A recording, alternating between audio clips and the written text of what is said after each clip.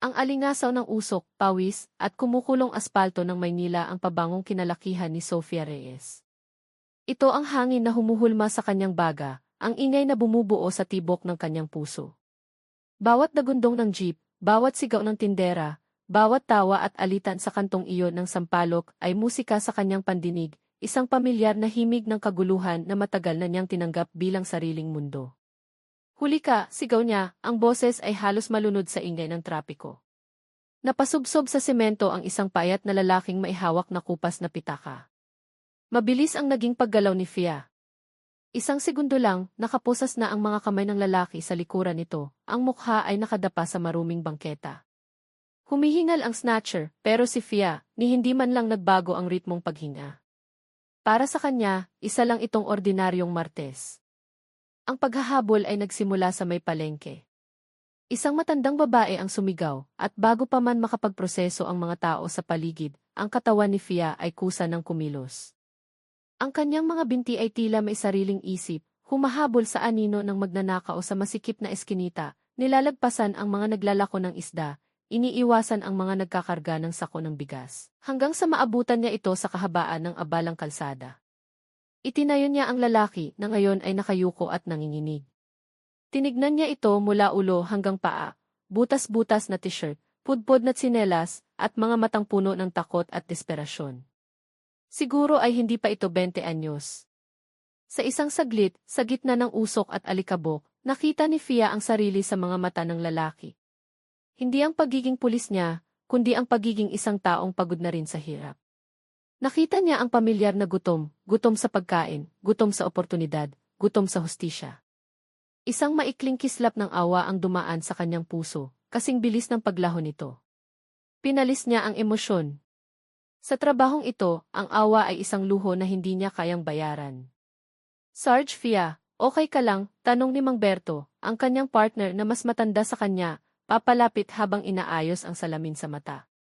Ayos lang, Tay Berto. Dalahin mo na to sa presinto, utos ni Fia, ang boses ay bumalik sa pagiging matigas at walang emosyon. Ibinigay niya ang lalaki kay Mang Berto. Habang isinasakay ito sa mobile, hindi na muling lumingon si Fia. Ang pagtingin sa kanila ay parang pagtingin sa isang sirang salamin, nakikita mo ang basag, pero wala kang magawa para buuin ito. Bumalik siya sa kanyang motorsiklo na nakaparada sa gilid, pakiramdam niya ay mas mabigat ang suot niyang uniforme kaysa kanina. Kinuha niya ang bote ng tubig at uminom. Ang init ng araw ay tila tumatagos hanggang sa kanyang kaluluwa. Ito ang buhay na pinili niya. Ang magdala ng kaayusan sa isang mundong puno ng gulo. Ngunit minsan, napapaisip siya kung sino ba talaga ang nagdadala kanino. At doon, sa gitna ng kanyang pag-iisip, isang tunog ang pumunit sa himig ng kalsada. Isang matinis na dagundong ng makina. Isang tunog na hindi nabibilang sa lugar na iyon. Hindi ito tunog ng jeep na puno ng pasahero o ng pagod na taxi. Ito ay tunog ng kapangyarihan, ng kayamanan, ng isang taong naniniwalang pag-aari niya ang daan. Isang makintab na itim na sports car ang humarurot, mabilis na dumaan sa kanila. Muntik nang masagi ang isang naglalakad na estudyante. Walang preno. Walang pag-aalintana. Otomatikong umigting ang panga ni Fia. Ang pagod at awa na naramdaman niya kanina ay biglang napalitan ng inis. Isang pamilyar na inis na nakareserba para sa mga taong tulad nito, mga taong ang tingin sa batas ay isang mungkahi lamang, hindi isang utos. Walang modo, bulong niya sa sarili. Nang walang pag-aalinlangan, isinuot niya ang kanyang helmet, isinara ang visor, at pinaandar ang kanyang motorsiklo. Ang tunog ng kanyang patrol bike ay isang galit na sagot sa aroganteng ugong ng sports car. Fia, saan ka pupunta? Sigaw ni Mang Berto. May tuturuan lang ng leksyon, sagot niya, at humarurot na siya, hinahabol ang itim na sasakyan. Ang paghabol ay hindi nagtagal. Sa trapiko ng Maynila, kahit gaano ka pa kayaman, hindi ka makakataka sa pila. Naabutan ni Fia ang sasakyan na naipit sa pagitan ng isang bus at isang pampasaherong jeep. Itinabi niya ang kanyang motorsiklo, bumaba, at naglakad palapit sa bintana ng driver's seat. Ang bintana ay heavily tinted. Hindi niya makita kung sino ang nasa loob, ngunit nararamdaman niya ang yabang na bumabalot dito. Kumatok siya sa bintana, gamit ang kanyang matigas na daliri. Sir, pulis po. Pakibaba po ang bintana ninyo.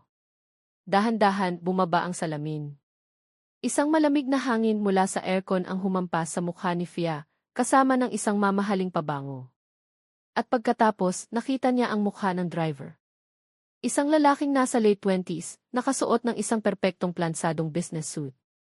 Ang buhok ay maayos na nakagel pabalik, at sa kanyang pulsuhan ay may isang relong mas mahal pa marahil sa sahod ni Fia sa isang taon. Ngunit hindi ang mga iyon ang napansin niya.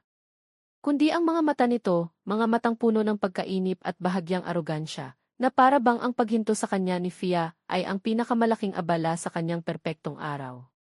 Yes, officer.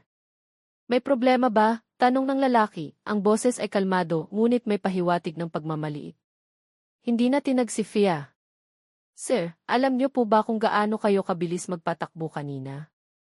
Muntik na kayong makasagasa. Bahagyang umisi ang lalaki. Officer, may hinahabol akong importante. Isang meeting. Pwede bang pabilisan na lang natin to? Kung ano man yung problema, sigurado akong kaya nating ayusin. Itinaas niya ang kanyang kamay na para bang nag-aalok ng isang kasunduan. Nakita ni Fia ang kislap ng mamahaling singsing sa daliri nito. Doon na nagsimulang kumulo ang dugo niya. Ayusin. Ito ang salitang kinamumuhian niya. Ang salitang ginagamit ng mga mayayaman para takasan ang kanilang mga kasalanan. Para sa kanila, lahat ay may presyo. Ang hustisya, ang batas, ang dangal. Ang problema, sir, ay nag-violate kayo ng traffic laws, malamig na sabi ni Fia. Hindi yan naaayos. Tinutupad yan. Lisensya niyo po, pakiabot. Nawala ang ngisi sa mukha ng lalaki. Napalitan ito ng iritasyon. Look, miss, I don't have time for this. Kung nagmamadali po kayo, dapat hindi kayo nag-speeding, sagot ni Fia, hindi inaalis ang kanyang tingin. Lisensya. Sa wakas, padabog na kinuha ng lalaki ang kanyang wallet at inabot ang lisensya. Kinuha ito ni Fia at tinignan ang pangalan. Gabriel Montenegro. Wala itong sinabi sa kanya. Para sa kanya, isa lang itong pangalan sa isang piraso ng plastik na nagkasala sa batas. Kinuha niya ang kanyang ticket booklet at nagsimulang magsulat. Ang bawat letra na isinusulat niya ay tila mas matalas, mas may diin. Naririnig niya ang pagtap ng mga daliri ng lalaki sa manibela. Ang tunog ng pagkainip. Officer, sigurado ka ba dyan? Tanong ni Gabriel, ang boses ay mas mababa na ngayon, maihalong pagbabanta. Baka gusto mong pag-isipan muna. Baka magbago ang isip mo. Itinigil ni Fia ang pagsusulat at tinitigan siya. Hindi nagbabago ang isip ko, Dim e Montenegro. Lalo na pagdating sa mga taong akala nila mas mataas sila sa batas. Tinapos niya ang pagsulat ng tiket. Ang tunog ng pagpunit niya sa papel mula sa buklet ay malutong at malinaw sa gitna ng ingay ng kalsada. Ito ang tunog ng kanyang desisyon. Walang atrasan. Inabot niya ang tiket kay Gabriel. Ito po ang tiket nyo. Pwede nyo pong bayaran sa City Hall. Mag-ingat po kayo sa pagmamaneho. Tinitigan ni Gabriel ang tiket, pagkatapos ay si Fia.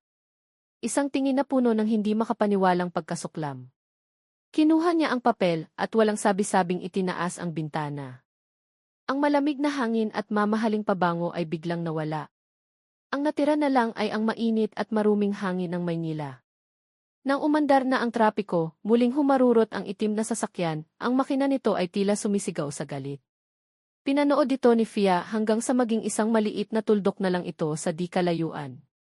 Bumuntong hininga siya at bumalik sa kanyang motorsiklo.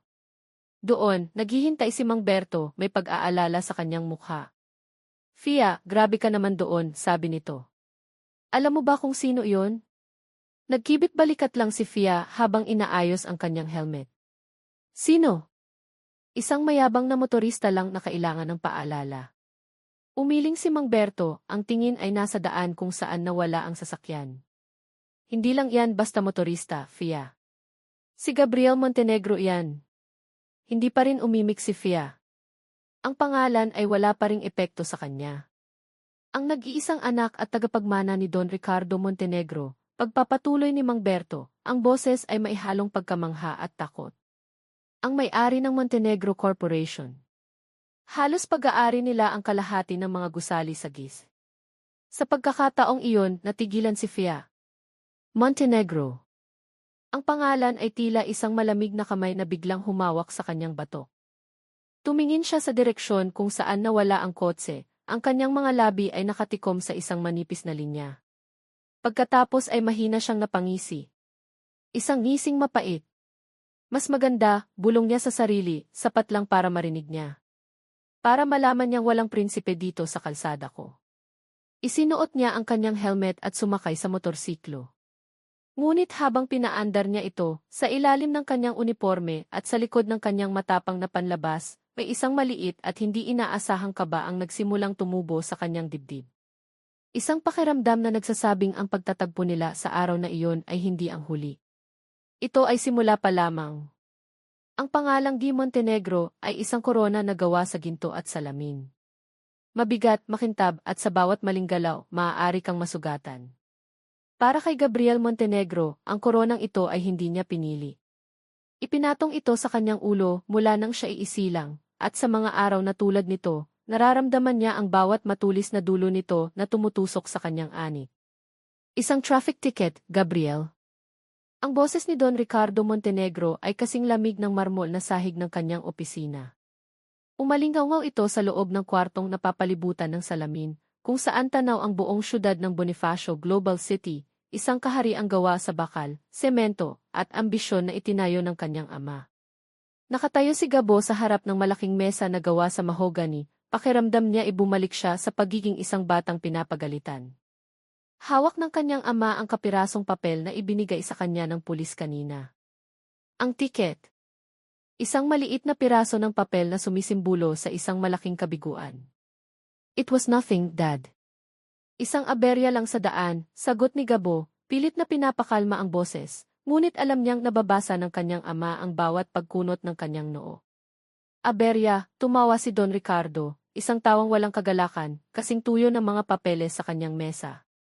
Ang pangalang Montenegro ay hindi dapat nababahira ng kahit anong aberya. Isang tawag ko lang, Gabriel, isang tawag lang, at ang tiket na iyan ay magiging abo.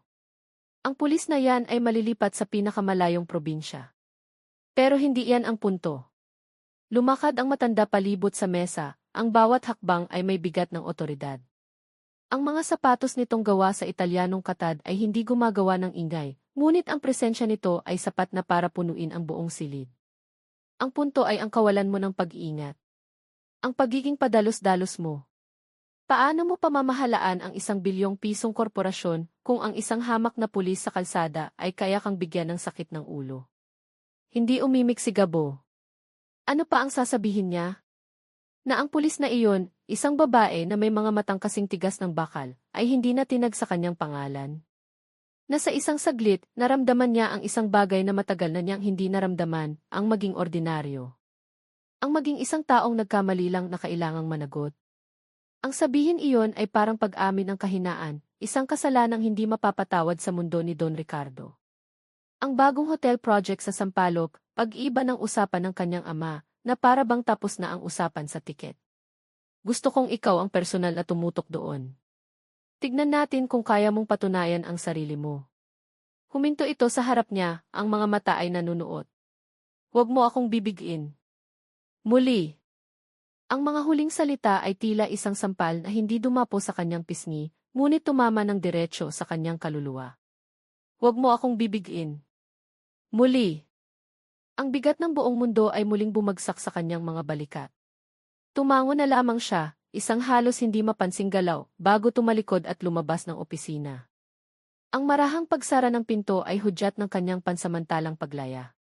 Pagpasok niya sa kanyang kotse, ang itim na sports car, na naging sanhi ng kanyang problema, napasuntok siya sa manibela. Ang sakit sa kanyang kamao ay hindi maikukumpara sa bigat na nararamdaman niya sa kanyang dibdib. Habang minamaneho niya ang sasakyan papalayo sa gusaling may pangalan ng kanyang pamilya, nagsimulang pumatak ang ulan. Ang mga patak ay humahampas sa windshield, ginagawang malabong mga guhit ng kulay ang mga ilaw ng syudad. Ang bawat patak ay tila isang luhang hindi niya kayang ilabas. Nagmaneho siya ng walang direksyon, ang tanging gusto ay takasan ang lahat.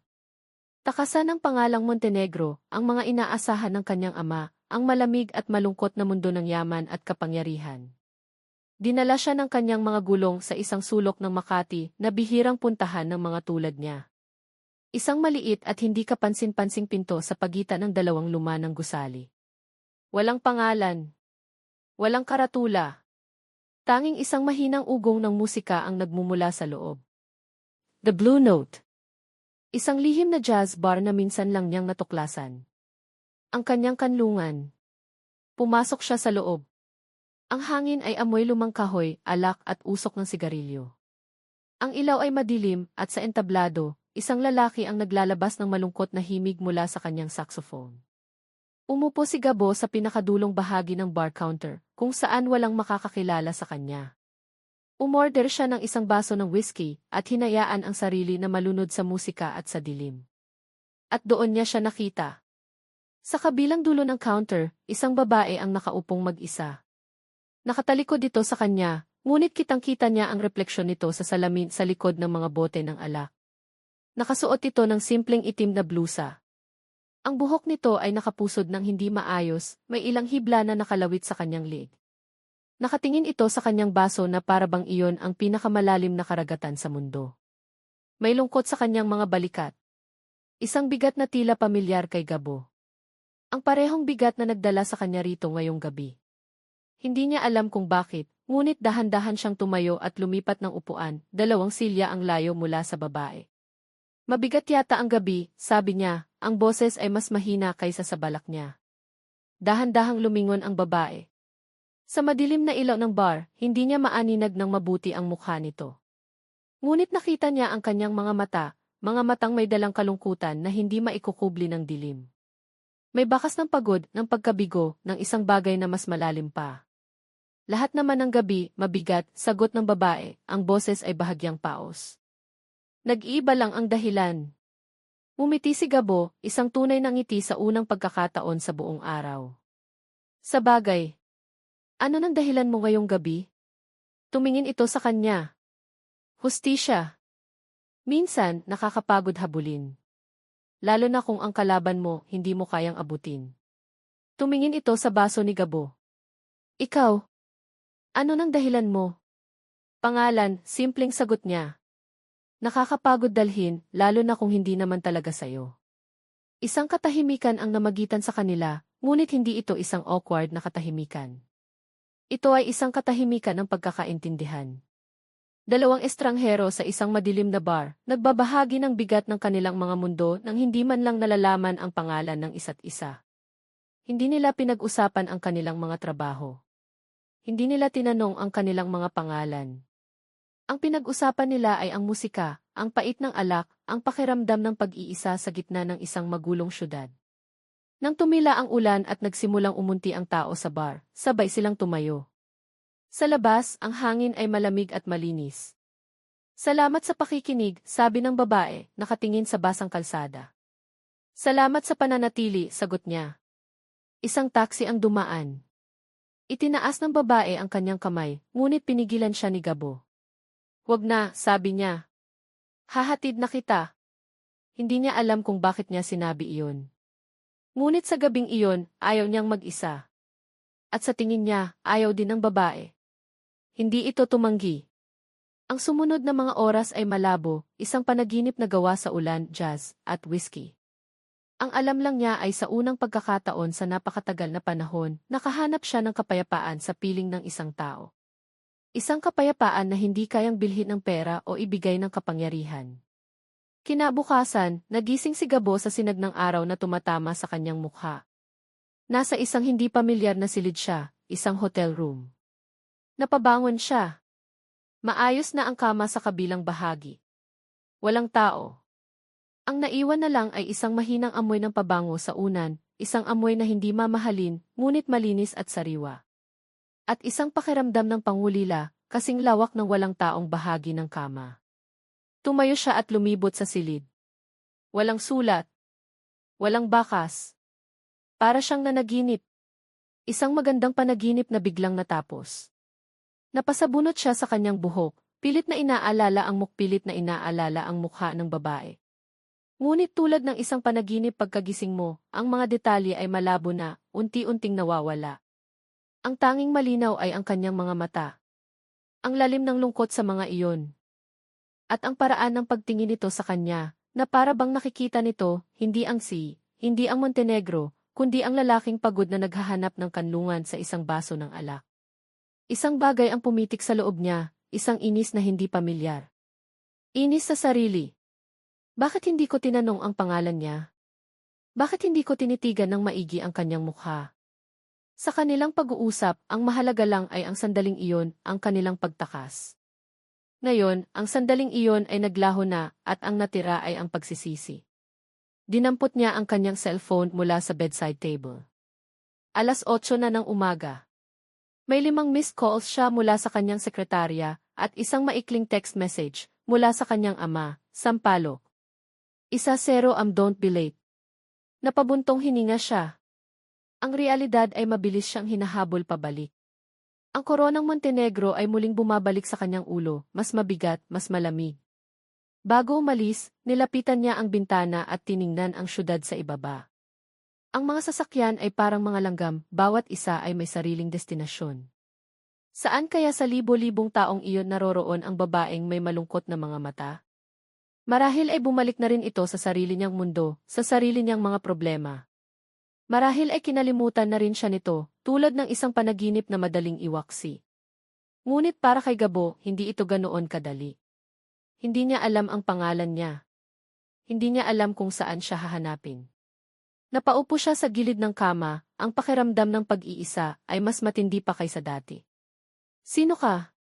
Tanong niya sa hangin, isang bulong na puno ng panghihinayang at isang kakaibang pag-asa. Walang sumagot. Tanging ang mahinang ugong lang ng syudad na nagpapaalala sa kanya ng mundong kailangan niyang harapin. Isang mundong walang lugar para sa mga estranghero sa gabi at mga hindi kilalang halimuyak sa unan. Ang salitang ipagsisisi ay isang lasong dahan-dahang kumakalat sa ugat, isang pamilyar na lason para kay Sofia Reyes. Ngunit ang pagsisisi na gumising sa kanya ngayong umaga ay iba. Hindi ito ang karaniwan niyang pagsisisi sa mga desisyong ginawa niya sa ngalan ng trabaho. Ito ay personal. Ito ay nakakahiya. Nakatayo siya sa harap ng maliit at medyo may kalumaan ng salamin sa kanyang locker sa presinto, tinititigan ang sariling refleksyon. Ang mga mata niya ay may bahid pa ng puyat, hindi dahil sa duty, kundi dahil sa isang gabing hindi niya dapat pinahintulutan. Nakikita pa rin niya ang madilim na jazz bar, naririnig ang malungkot na himig ng saxophone, at naaamoy ang whiskey sa hangin. At ang lalaki. Ang lalaking may mga matang pagod din sa mundo. Napapikit siya ng mariin. Ano na pumasok sa isip mo, Sofia? Tanong niya sa sarili. Isang gabi ng kahinaan. Isang gabi kung saan hinubad niya ang kanyang uniforme at, kasama nito, ang lahat ng pader na itinatayo niya sa paligid ng kanyang puso. Ibinahagi niya ang kanyang kaluluwa sa isang estranghero, at ang mas masahol pa, hinayaan niyang dalhin siya nito saan nga ba? Kahit ang detalye ng hotel ay malabo na. Ang tanging malinaw ay ang pakiramdam ng paggising ng mag-isa sa isang hindi pamilyar na kama, at ang mabilis na pagtakas na para bang isa siyang kriminal. Hoy, Sarge Fia! Tulala ka dyan, pukaw sa kanya ni Edalawa Alcaraz, isang mas batang pulis. May malalim kayatang iniisip Wala to, puyat lang, mabilis niyang sagot, isinasara ang pinto ng kanyang locker nang may kaunting puwersa. Isinuot niya ang kanyang uniforme na para bang isang baluti, bawat buttons na isinasara ay isang pagpapatigas muli ng kanyang sarili. Kailangan niyang kalimutan ang gabing iyon. Isa lang itong pagkakamali, isang multo na kailangan niyang palayasin. Ang umaga ay dumaan ng mabagal at puno ng karaniwang mga gawain, mga blotter, mga report, mga reklamo ng magkakapitbahay. Sinubukan ni Fia na ibaon ang sarili sa trabaho, umaasang matatabunan ng mga papeles at procedure ang alaala ng gabing iyon. Ngunit ang multo ay mapilit. Sumusulpot ito sa bawat sandali ng katahimikan, dala ang imahe ng isang pares ng mga mata at ang init ng isang katawan sa tabi niya. Tanghali na nang biglang tumunog ang radyo. All units near Balik-Balik area. May report ng kaguluhan sa isang construction site sa ilalim ng Montenegro Corporation. May mga residente umanong nagpoprotesta. Magpadala ng unit para mag-imbestiga. Montenegro. Ang pangalan ay tumama sa kanya na parang isang malamig na sampal. Ang mayabang na lalaki sa itim na sports car. Ang prinsipe ng kalsada na tiniketan niya kahapon. Napangiwi si Fia. Sa dinami-dami ng pwedeng mangyari. Kami na ang pupunta dyan, sabi ni Fia sa radio operator. Ang boses ay mas matigas kaysa sa karaniwan. Sumakay siya sa mobile kasama si Mang Berto. Ang isip ay naghahanda na para sa isa na namang posibleng komprontasyon. Pagdating nila sa construction site, ang eksena ay magulo na. Isang malaking tarpaulin na may nakasulat na Stop Demolition. Hindi kami aalis, ang nakasabit sa ginigibang pader. Humigit kumulang 20 residente, mga babae, lalaki, at ilang bata, ang nakaharang sa daan, pinipigilan ang pagpasok ng isang malaking bulldozer. Bumaba si Fia ng sasakyan, ang kanyang presensya ay agad na nagpatahimik sa ilan sa mga nagrereklamo. Teka, ano ng problema dito? Tanong niya sa isang babaeng nasa unahan. Ma'am, bigla na lang nila kaming pinapaalis. Saan kami pupunta? Dito na kami lumaki, sigaw ng babae. Lumapit ang isang lalaking nakasuot ng hard hat, ang foreman ng construction. Ma'am, may permit po kami. Legal po ang ginagawa namin. Sila po ang nanggugulo. Nasa gitna si Fia ng pakikipag-usap, sinusubukang pakalmahin ang magkabilang panig, ng isang pamilyar na itim na sports car ang huminto sa di kalayuan. Bumukas ang pinto, at mula rito ay lumabas ang isang lalaking nakasuot ng mamahaling polo shirt at slacks.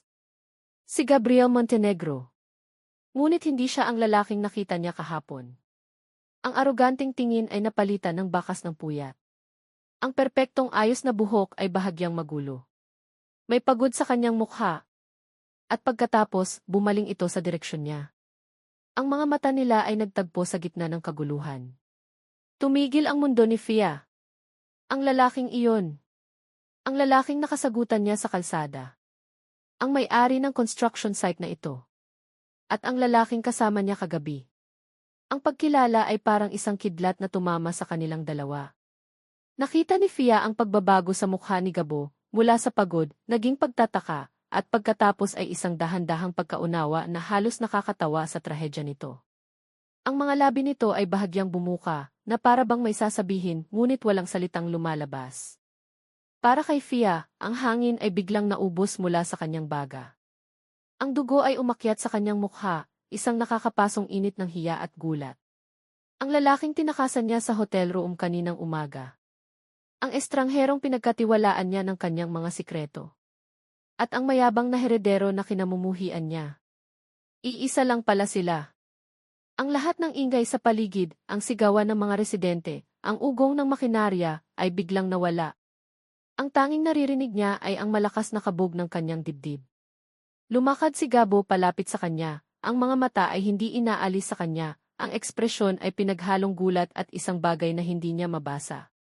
Dumaan ito sa mga nagpoprotesta na para bang hindi niya sila nakikita. Ang tanging mahalaga ay ang babaeng pulis na nakatayo sa harap niya. Nang nasa harapan na niya si Fia, huminto ito. Ang katahimikan sa pagitan nila ay mas maingay pa kaysa sa lahat ng kaguluhan sa paligid. Ang mga alaala ng gabi ay bumalik, ang madilim na bar, ang tawanan, ang init ng kanilang mga katawan. At pagkatapos, nagsalita si Gabo, ang boses ay mahina, sapat lang para marinig nilang dalawa, ngunit ang bawat salita ay tumusok kay Fia na parang isang punyal. Police Senior Master Sergeant Sofia Reyes T. Sabi niya, binabasa ang pangalan sa kanyang name-plate. Ang tono ay pinaghalong pagkamangha at isang mapait na pagkaaliw. Sabi ko na nga ba, pamilyar ka. Tumingin ito sa kanyang mga mata, isang tingin na puno ng lahat ng hindi nila nasabi kagabi. Kaya pala, ang matapang na pulis sa umaga ay isang ganap na ibang tao pala sa gabi. Ang mga salita ay lumabas sa bibig ni Gabriel Montenegro bago pa man niya ito mapigilan. Isang mapait na katotohanan na binalot sa sarkasmo. Ngunit sa ilalim ng kanyang mga sinabi, mayroong isang bagay na mas malalim, isang alon ng pagkadismaya. Ang babaeng nagbigay sa kanya ng isang gabing kapayapaan, ay ang parehong babaeng nagbigay sa kanya ng sakit ng ulo kahapon. Ang anghel niya sa gabi ay ang demonita niya sa umaga. Ang mundo ay tila naglalaro ng isang malupit na biro. Nakita niya ang pagbabago sa mukha ni Fia. Ang pagkabigla ay mabilis na napalitan ng isang malamig na maskara. Ang hiya ay naging galit. Ang mga mata nito, na kagabi lang ay puno ng kalungkutan, ngayon ay nag-aapoy sa isang pamilyar na tigas. Trabaho lang, Demie. Montenegro, sagot ni Fia, ang boses ay kasing talas ng bubog. Walang personalan. At kung maaari, asikasuhin niyo muna ang problema niyo sa mga residente. Sila ang dahilan kung bakit kami narito, hindi ang nakaraan. Ang salitang nakaraan ay binitawan niya na parang isang basura na ayaw na niyang hawakan. Nasaktan si Gabo, ngunit hindi niya ito ipinahalata. Nakita niya ang pader na muling itinatayo ni Fia sa pagitan nila, isang pader na mas mataas at mas matibay kaysa dati. At sa hindi malamang dahilan, ang tanging gusto niyang gawin ay wasakin ito. Hinarap ni Gabo ang mga residente, ang kanyang utak ay mabilis na bumalik sa pagiging si. Nakipag-usap siya sa kanilang leader, tiniyak na may relocation site na nakahanda, at nangako ng tulong pinansyal. Ang kanyang boses ay kalmado at may otoridad, ngunit ang kanyang mga mata ay palihim na sumusulyap kay Fia, na nakatayong propesyonal sa gilid, ang mga braso ay nakakrus sa dibdib, ang mukha ay walang emosyon. Nang medyo humupa na ang tensyon, nilapitan niya ulit si Fia. Sarge, mukhang kontrolado na ang sitwasyon. Salamat sa tulong ninyo. Trabaho lang namin, ulit ni Fia, handa nang tumalikod. Fia, tawag niya, ginagamit ang pangalan na narinig niya mula sa kasamahan nito. Mas personal. Mas totoo. Mag-usap tayo. Wala tayong dapat pag-usapan, sir. Ang paggamit niya ng key sir ay isang sampal. Isang malinaw na paglalagay ng distansya. Meron, git ni Gabo. Kahit 5 minuto lang. Nag-aalangan si Fia. Nakita ni Gabo ang pag-aalinlangan sa kanyang mga mata. Sa huli, tumango ito ng walang gana at naglakad patungo sa isang lugar na medyo malayo sa mga tao. Ano nang kailangan mo? Tanong ni Fia, hindi nakatingin sa kanya. Bakit ka umalis kanina? Diretsong tanong ni Gabo. Nang walang paalam? Sa wakas, tumingin ito sa kanya. Dahil isa iyong pagkakamali. Isang gabi ng kalasingan na hindi na dapat maulit. Pagkakamali ba talaga, Fia? O natakot ka lang? Natakot? Saan? May halong pang-iinis na tanong nito. Natakot ka dahil sa isang gabi, naging totoo ka sa isang estranghero. At mas natakot ka nang malaman mong ang estrangherong iyon ay nabibilang sa mundong kinamumuhian mo. Hindi nakasagot si Fia. Tumama si Gabo sa puntong ayaw nitong aminin. Hindi ako ang kaaway mo, Fia, mahinang sabi ni Gabo. Ang pera nyo, ang kapangyarihan nyo, ang pag-iisip nyong lahat ng bagay ay nabibili, yan ang kaaway ko, Dinggin Montenegro. At lahat ng yan, nasa sayo. Tumalikod na ito at nagsimulang maglakad palayo. Pinanood siya ni Gabo. Bawat hakbang niya palayo ay parang isang dagok sa kanyang dibdib. Ngunit hindi siya sumuko. Sa mga sumunod na araw, gumawa si Gabo ng mga dahilan. Mga dahilan para mapalapit kay Fia. Mga dahilan para makita siyang muli. Isang hapon, tumawag siya sa presinto. Mayroon akong gustong i-report, sabi niya sa pulis na sumagot. May isang kahina-hinalang sasakyan na pabalik-balik dito sa labas ng construction site. Ilang minuto lang, ang patrol car ni Fia ang dumating. Walang kahina-hinalang sasakyan. Si Gabo lang, na nakatayo sa labas, may dalang 2 tasa ng kape. Nasaan ang sasakyan? Tanong ni Fia, ang mga mata ay nanliliit sa inis. Umalis na yata, sagot ni Gabo, inaabot ang 1 tasa. Kape? Mula sa paborito kong coffee shop. Tinitigan ni Fia ang kape na para bang lason ito. Hindi ako tumatanggap ng kahit ano mula sa mga sibilyan habang nakaduty. Kahit kape lang, ngumiti si Gabo. Huwag kang mag-alala, hindi yan suhol. Kapayapaan lang ang gusto ko. Hindi kinuha ni Fia ang kape. Ngunit nanatili siya roon ng ilang minuto. Nag-usap sila tungkol sa init ng panahon, sa trapiko, sa mga bagay na walang kabuluhan. Ngunit sa ilalim ng lahat ng iyon, may isang dahan-dahang pagbabago. Ang pader ay hindi pa gumuho, ngunit may mga lamat ng lumilitaw. Isang gabi, habang nagpapatrolya si Fia sa isang madilim na eskinita, hinarang siya ng 2 lasing na lalaki. Sanay na siya sa ganitong sitwasyon, ngunit bago pa man niya mailabas ang kanyang batuta, isang anino ang mabilis na dumaan. Si Gabo. May problema ba dito, mga pare? Tanong ni Gabo, ang boses ay kalmado ngunit ang tindig ay hindi natitinag. Galing siya sa construction site at pauwi na sana nang makita niya ang eksena.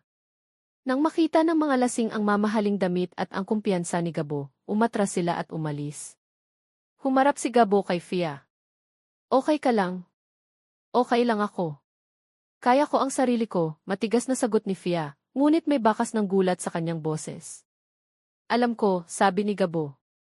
Pero hindi ibig sabihin nun, kailangan mong laging mag-isa. Sa pagkakataong iyon, may nakitang iba si Fia sa mga mata ni Gabo. Hindi ang mayabang na SE, hindi ang estranghero sa bar, kundi isang lalaking nag-aalala. Kailangan ko nang umalis, sabi ni Fia, umiiwas ng tingin. Fia, kumain tayo sa labas, mabilis na sabi ni Gabo. Bilang pasasalamat sa pag-asikaso mo sa problema sa site. Umiling si Fia. Hindi pwede. Bakit? Dahil pulis ka at mayaman ako, may pait na tanong ni Gabo. Hindi ba pwedeng dalawang tao lang tayo na gustong kumain? Tinitigan siya ni Fia. Ang pag-aalinlangan ay malinaw sa kanyang mukha. Gusto niyang tumanggi. Iyon ang madaling gawin. Iyon ang ligtas na gawin. Ngunit isang bahagi sa kanya ang napapagod ng laging tumatakbo. Hindi ako pwede sa mga magagarang restaurant mo, sabi niya sa huli. Hindi kita dadalhin doon, mabilis na sagot ni Gabo. Kahit sa karinderya lang. Kahit saan mo gusto. Ang alok na iyon, ang pagpapakumbaba sa likod nito, ang tuluyang nag-iwan ng malaking lamat sa pader ni Fia. Bumuntong hininga siya, isang tunog ng pagsuko. Tignan natin. Hindi ito isang tea, ngunit para kay Gabo, sapat na iyon. Habang naglalakad si Fia pabalik sa kanyang patrol car, hindi napigilan ni Gabo na mapangiti.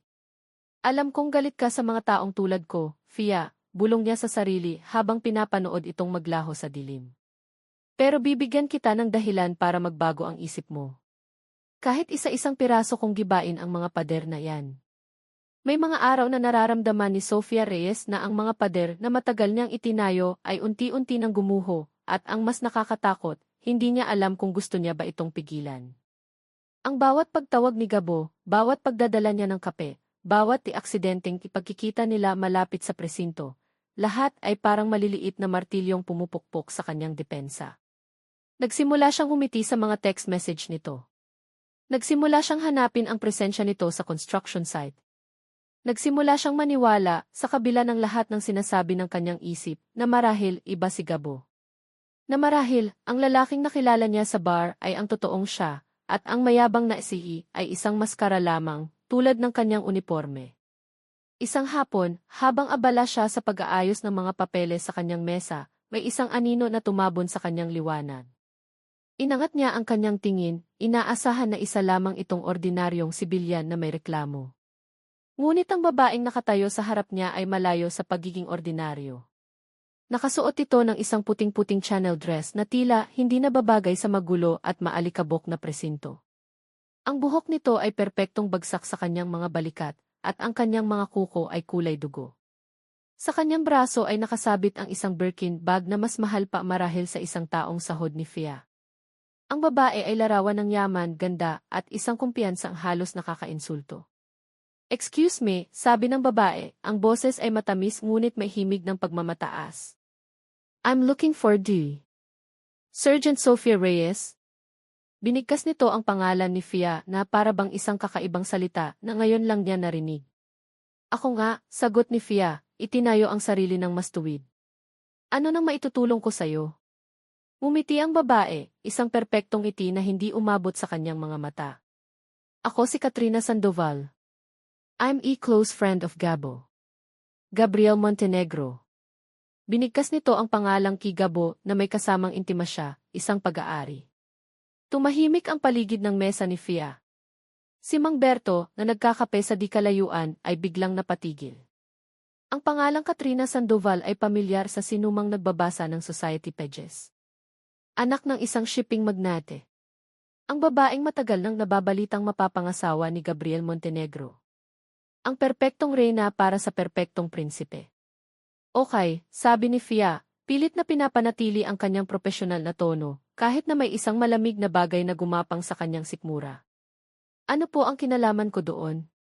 Well, umupo si Katrina sa silyang nasa harap ng mesa ni Fia, na para bang pag-aari niya ang buong presinto. Nabanggit ka kasi ni Gabo sa akin.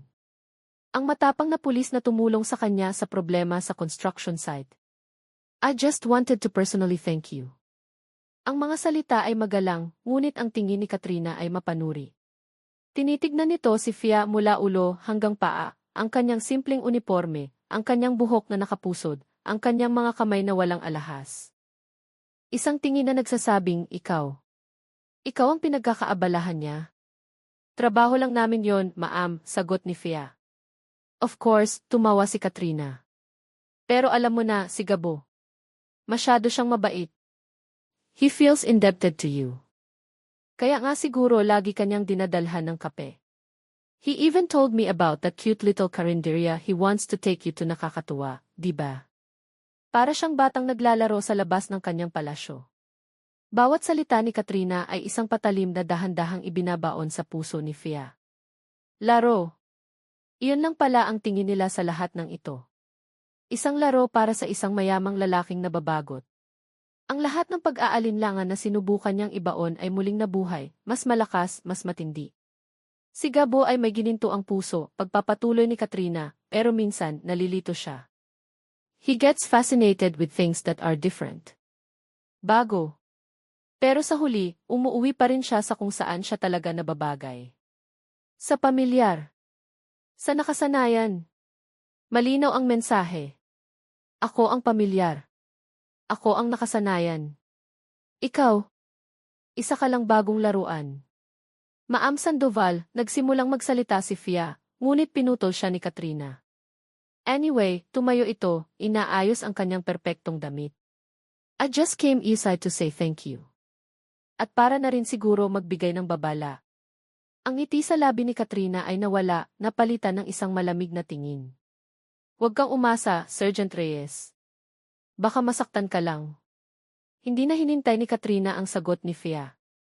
Tumalikod ito at naglakad palabas ng presinto. Ang tunog ng kanyang mga mamahaling takong ay umalinggaw sa sahig na semento. Nag-iwan ito ng isang nakakasukang amoy ng mamahaling pabango at isang mabigat na katahimikan. Napaupo si Fia sa kanyang silya, ang mga kamay ay nanginginig. Napatingin siya sa kanyang cellphone. May isang hindi pa nababasang mensahe mula kay Gabo. Are you free tonight? I found a place that serves the best sisig. Tinitigan niya ang mensahe. Ang cute little carinderia. Ang ilaro. Ang lahat ng kilig na naramdaman niya sa mga nakaraang araw ay napalitan ng pait. Ang lahat ng pag-asa ay naging abo.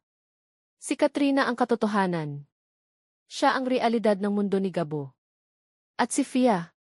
Isa lang siyang pagkakamali. Isang diversion. Sa isang tabloid na nakakalat sa mesa ng katabi niya, nakita niya ang isang larawan. Si Gabo at si Katrina, magkasama sa isang charity ball, ang perpektong magkapareha. Napakaganda nila tingnan. Nababagay sila sa isa't isa. Biglang tumunog ang cellphone ni Fia. Pangalan ni Gabo ang lumabas sa screen. Pinanood niya itong tumunog, ang ringtone ay parang isang insulto. Ring. Ring. Ring.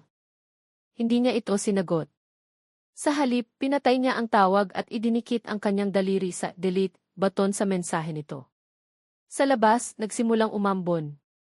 Tumingin si Fia sa bintana, pinapanood ang mga patak ng ulan na dumudumi sa salamin. Pakiramdam niya, ganoon din ang nangyayari sa kanyang puso. Bago pa man siya makapasok, sarado na. Iyon ang sinabi ni Katrina sa paraang hindi direktang sinabi. Ang mga kwento ng engkanto ay para lang sa mga libro. Sa totoong buhay, ang mga pulis ay hindi para sa mga prinsipe. At si Katrina Sandoval ang buhay na patunay nito. Ang pagbabalik niya ay hindi lang isang pagbisita. Ito ay isang deklarasyon ng giyera na alam ni Fia, sa simula pa lang ay talo na siya. Ang katahimikan ay isang sandata, at si Sofia Reyes ay bihasa sa paggamit nito.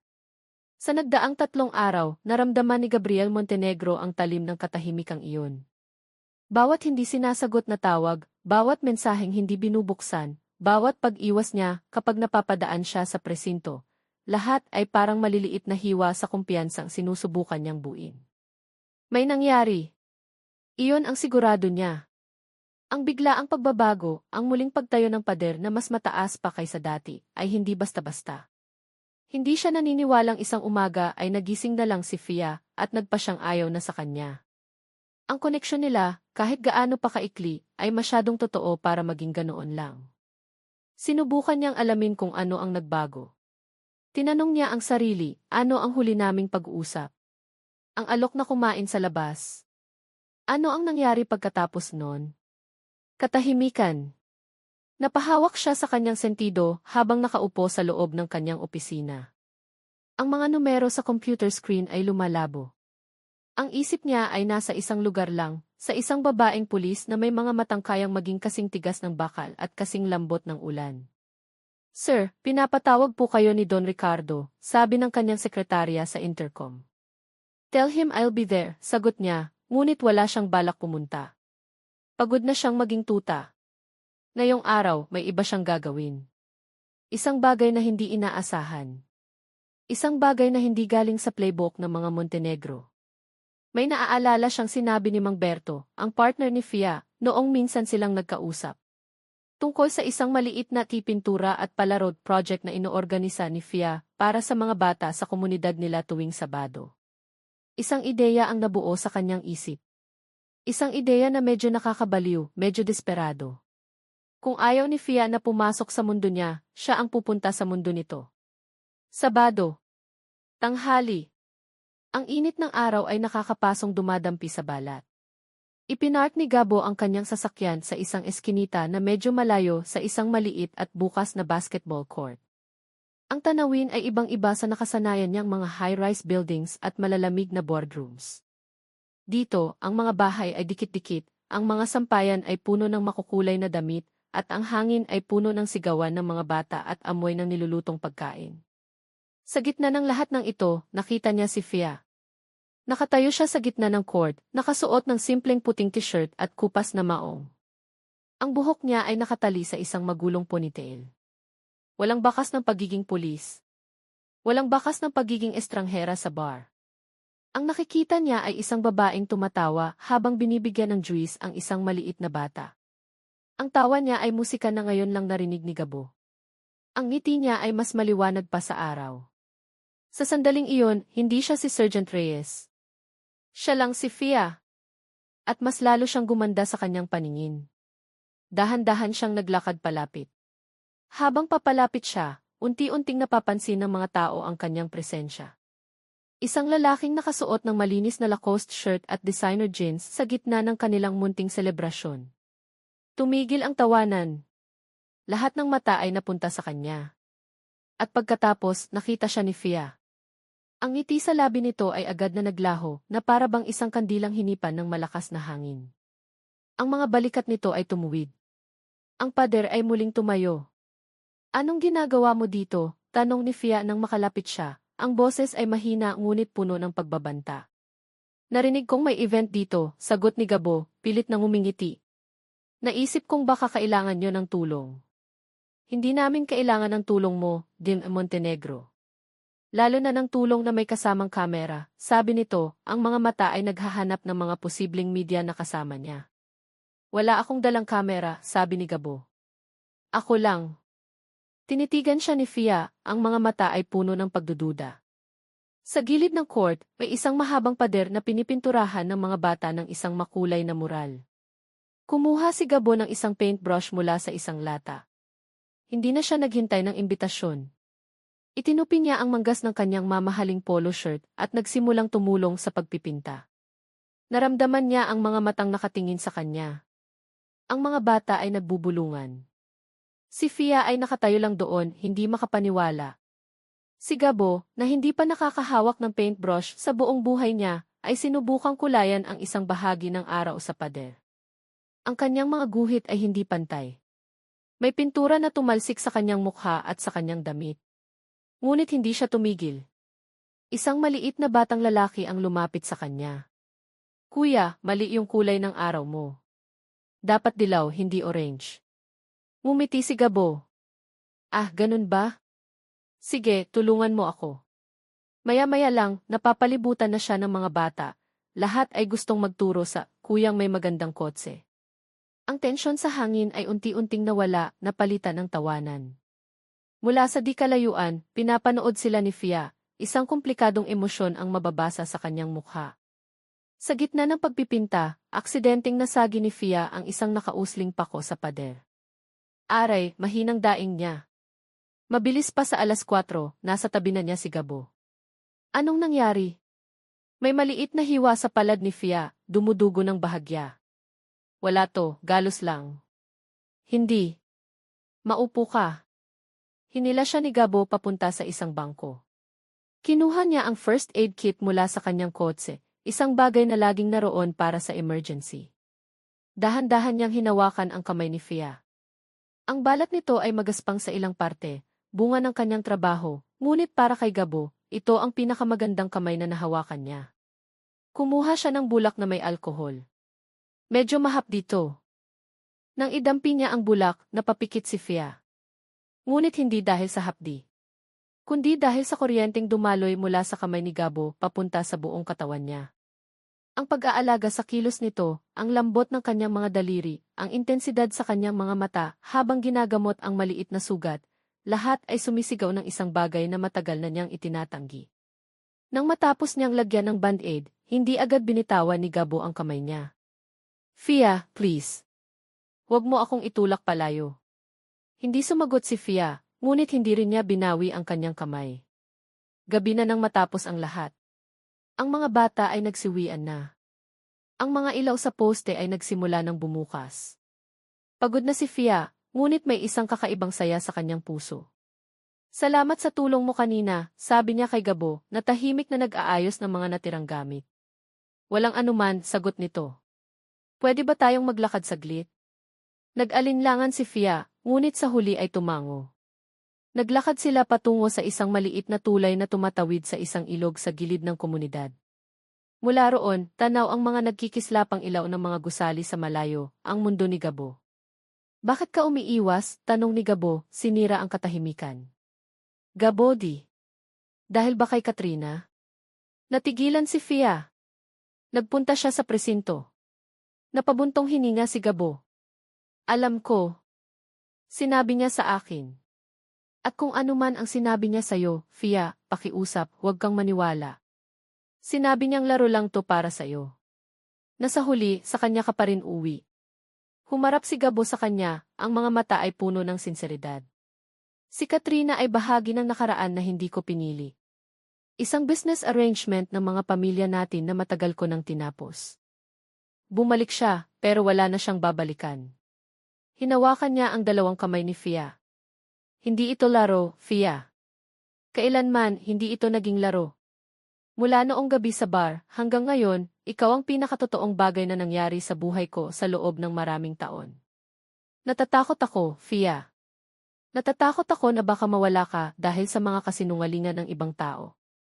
Naramdaman ni Fia ang panginginig sa mga kamay ni Gabo. Nakita niya ang kahinaan sa mga mata nito. Ito ang lalaking nakilala niya sa bar. Ang lalaking pagod na rin sa mundo niya. Tumingala si Fia at ang mga luha ay nagsimulang mamuo sa kanyang mga mata. Natatakot din ako, Gabo. Natatakot ako sa mundo mo. Natatakot akong masaktan. Hindi kita sasaktan, bulong ni Gabo. Pangako. Sa ilalim ng parehong buwan na nagmasid sa kanilang pagtatagpo, ang mga pader ni Fia ay tuluyan ng gumuho. Ang takot at pagdududa ay napalitan ng isang damdaming matagal na niyang pinipigilan. Ngumiti siya, isang tunay na ngiti sa gitna ng kanyang mga luha. Isang ngiting nagsasabing ki. Dahan-dahang inilapit ni Gabo ang kanyang mukha at hinalikan siya. Hindi ito tulad ng halik sa hotel, isang halik na dala ng alak at kalungkutan. Ito ay isang halik na puno ng pangako, ng pag-asa, ng isang bagong simula. Isang halik na nagsasabing handa silang suungin ang anumang haharapin nila, basta't magkasama. Sa di kalayuan, sa kabilang dulo ng tulay na natatakpan ng dilim, isang itim na kotse ang nakaparada. Sa loob, isang lalaki ang nagbaba ng kanyang cellphone, matapos kumuha ng litrato ng naghahalikang magkasintahan. Mabilis niyang isinend ito sa isang numero. Maya-maya lang, isang mensahe ang lumitaw sa screen ng lalaki. Para kay Don Ricardo. Ang kaligayahan, para kay Sofia Reyes, ay isang bisitang hindi nagtatagal. Ngunit sa mga nagdaang linggo, sa unang pagkakataon sa napakatagal na panahon, naniwala siyang baka sa pagkakataong ito, mananatili na ang bisita. Hinayaan niyang magbukas ang kanyang mga pinto, hinayaan niyang maghilom ang mga sugat, hinayaan niyang maniwala sa isang pangakong dala ng mga mata ni Gabriel Montenegro. Ang bawat umaga ay may dalang good morning text. Ang bawat gabi ay may kasamang good night call. Ang mga simpleng bagay na iyon, na dati kinaiinisan niya sa mga pelikula, ay naging himig na bumubuo sa kanyang araw. Ang mundo niya, na dati kulay abo at aspalto, ay nagkaroon ng kulay. Nagkaroon ng pag-asa. Nakatayo siya ngayon sa harap ng lumang aparador ng kanyang yumaong ama, hawak ang isang naka-frame na litrato. Siya, 10 taong gulang, nakangiting nakasabit sa liig ng kanyang ama na nakasuot ng buong pagmamalaking uniforme ng pulis. Ito ang imaheng nagtulak sa kanya na sundan ang mga yapak nito. Ito rin ang imaheng sumusunog sa kanyang puso sa ngalan ng hustisya.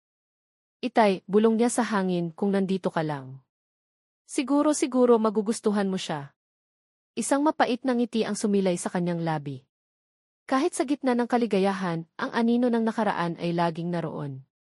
Ngunit ngayon, ang anino ay hindi na kasing bigat ng dati. Tila ba ang liwanag na dala ni Gabo ay dahan-dahang nagpapaliwanag sa mga madidilim na sulok ng kanyang puso. Nang gabing iyon, pag-uwi niya mula sa duty, may isang bagay na kakaiba sa may pintuan ng kanyang maliit na apartment. Isang plain na brown envelope ang nakasingit sa ilalim nito. Walang pangalan. Walang return address. Kinabahan siya. Sa kanyang trabaho, ang mga hindi inaasahang sulat ay bihirang magdala ng magandang balita.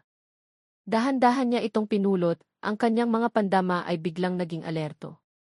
Kinapa niya ito. May matigas na bagay sa loob. Pumasok siya sa kanyang apartment at isinara ang pinto, nilock ito ng 2 beses. Umupo siya sa kanyang maliit na mesa sa kusina at tinitigan ang sobre. Ano ba to? Nanginginig ang mga kamay, binuksan niya ito. Sa loob, 2 bagay lang ang laman. Isang luma at kinakalawang na susi, at isang kapirasong papel na may nakasulat na address sa makinilya. Bodega Guild, 7, ay Hidalgo Dthi, Quiapo. Napasinghap si Fia. Ay Hidalgo. Isang kalye na puno ng mga lumang gusali at mga tindahan ng kung ano-ano. Ngunit ang address na iyon pamilyar ito. Ito ang kalye kung saan huling nakita ang informant ng kanyang ama, bago ito nagpakamatay, ilang araw matapos mamatay ang kanyang tatay.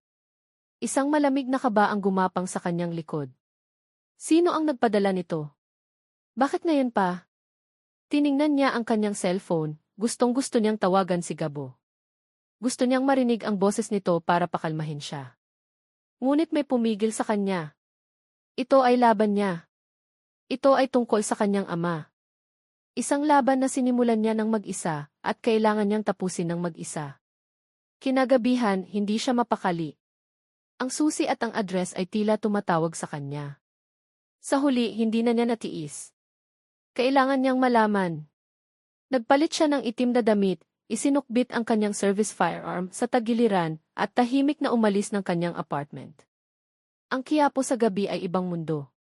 Ang ingay ng araw ay napalitan ng isang mapanganib na katahimikan. Ang mga anino sa mga eskinita ay tila may sariling buhay. Ngunit hindi natakot si Fia. Ang takot niya ay para sa kung anuman ang matutuklasan niya. Nahanap niya ang Bodega Guild, 7. Isa itong luma at abandonadong gusali, ang mga bintana ay nababalutan ng alikabok at sapot ng gagamba. Ginamit niya ang susi sa kinakalawang na padlock ng pinto. Sa kanyang pagkamangha, bumukas ito ng walang kahirap-hirap. Pumasok siya, ang tanging liwanag ay mula sa flashlight ng kanyang cellphone. Ang amoy ng alikabok, nabubulok na papel, at nabubulok na kahoy ay sumalubong sa kanya. Nasa loob siya ng isang lumang opisina ng isang law firm na matagal nang nagsara. Ang mga kahon ng mga lumang kaso ay nakatambak hanggang sa kisame. Saan siya magsisimula? Para siyang naghahanap ng isang karayom sa isang bundok ng dayami. Ngunit may isang bagay na pamilyar sa susi. May nakaukit ditong isang maliit na numero, 28. Naglakad siya sa pagitan ng mga estante ng mga kahon, hinahanap ang numerong iyon. At sa pinakadulong sulok, sa ilalim ng isang tumpok ng mga nabubulok na dokumento, nakita niya ito. Isang lumang-lumang bowl na bakal, may numerong 28 na halos hindi na mabasa. Lumuhod siya, ang puso ay dumadagundong sa kanyang dibdib. Isinuksok niya ang susi sa kandado. Isang matinis na kalansing ang narinig niya at bumukas ang bowl. Ang laman nito ay mga lumang folder. Mga dokumento. Mga ledger. Kinuha niya ang isa at ang mga alikabok ay lumipad sa hangin. Binuksan niya ito. Mga detalye ng isang special operation laban sa isang smuggling syndicate. Ang operasyon kung saan namatay ang kanyang ama. Nanginginig ang kanyang mga kamay habang binabasa niya ang mga pangalan, mga petsa. Lahat ay pamilyar. At pagkatapos, sa isang financial ledger, isang pangalan ang tumalon sa kanya mula sa pahina. Isang pangalan na nagpatigil sa kanyang paghinga. Montenegro Corp. Cash disbursement. 5 milyon.00. Hindi. Hindi maaari. Baka nagkataon lang. Baka ibang Montenegro. Naghalungkat pa siya. Sa ilalim ng mga papeles, may isang maliit na microcassette recorder. Luma na. May isang tape sa loob. Kinuha niya ito, ang mga daliri ay manhid. Nanginginig, pinindot niya ang key play button. Isang mahinang hiss ang unang narinig, ang tunog ng lumang teknolohiya na naglalaman ng isang lihim na matagal nang nakabaon. Pagkatapos, isang boses ang bumasag sa katahimikan ng bodega. Boses ng isang lalaki, medyo nanginginig, boses ng informant ng kanyang ama. Sinabi ko na sa inyo, delikado ang operasyon. Masyadong malaki ang kalaban. Hindi lang ito simpleng smuggling. May backer sila. Malaking tao. Sumunod ang isa pang boses, mas kalmado, mas may otoridad. Ang boses na iyon ang boses na gumigising sa kanya sa gitna ng gabi. Ang boses ng kanyang ama. Sino? Pangalanan mo. Isang mahabang katahimikan ang sumunod sa tape, na para bang nag-aalangan ang kausap. Pagkatapos ay isang bulong. Montenegro. Nabitawan ni Fia ang recorder. Bumagsak ito sa sementadong sahig, ngunit hindi nasira. Ang mga boses mula sa nakaraan ay nagpatuloy na umalinggaw sa abandonadong silid. Hindi, paulit-ulit na sigaw ng isip ni Fia. Ang Montenegro Corp ay isang malaking korporasyon. Maaaring sangkot sila sa pera, ngunit hindi ibig sabihin noon. Pinilit niyang pulutin muli ang recorder. Kailangan niyang marinig ang lahat. Sumunod ang isang pagtatalo. Ang informant ay takot. Ang kanyang ama ay mapilit. At pagkatapos, sa dulo ng tape, isang ikatlong boses ang pumasok. Isang boses na hindi niya inaasahan. Isang boses na malamig, makapangyarihan, at walang bakas ng kahit anong emosyon. Ang operasyon ay kailangang ayusin, sabi ng ikatlong boses. Hindi natin pwedeng hayaang masira ang pangalan ng kumpanya dahil sa isang idealistang pulis. Siguraduhin ninyong magmumukha itong isang lehitimong engkwentro. Isang aksidente. Walang dapat maiwang bakas. Walang dapat magsalita. Understood. Kilala ni Fia ang boses na iyon. Narinig na niya ito noon. Sa mga news interviews. Sa mga business forums. Sa opisina ni Gabo noong minsan siyang tumawag. Ang boses ni Don Ricardo Montenegro. Ang ama ni Gabo. Ang mundo ni Fia ay gumuho. Hindi ito gumuho. Sumabog ito at iniwan siyang nakalutang sa isang malamig at madilim na kawalan. Ang kaligayahang naramdaman niya kanina, ang pag-asang itinanim ni Gabo sa kanyang puso, ang kulay na idinulot nito sa kanyang mundo, lahat ay naging abo sa isang iglap. Ang lalaking mahal niya. Ang lalaking pinapasok niya sa kanyang buhay. Ang lalaking sumira sa kanyang mga pader. Ay anak ng demonyong pumatay sa kanyang ama. Isang tawang walang tunog ang kumawala sa kanyang lalamunan, isang tawang puno ng sakit at kabaliwan. Ang tadhana ay hindi lang malupit, ito ay isang biro. Isang napakasakit na biro. Ang hustisyang hinahanap niya sa loob ng 10 taon ay nasa harapan na niya, ngunit nakabalot ito sa mukha ng lalaking mahal niya. Napahagulhol si Fia. Hindi isang tahimik na pag-iyak. Isang malakas at masakit na paghagulhol na nanggagaling sa kaibuturan ng kanyang kaluluwa. Isang tunog ng pagkawasak. Ang kanyang mga luha ay humalo sa alikabok sa sahig. Niyakap niya ang kanyang sarili, sinusubukang pigilan ang sarili na magkawatak-watak.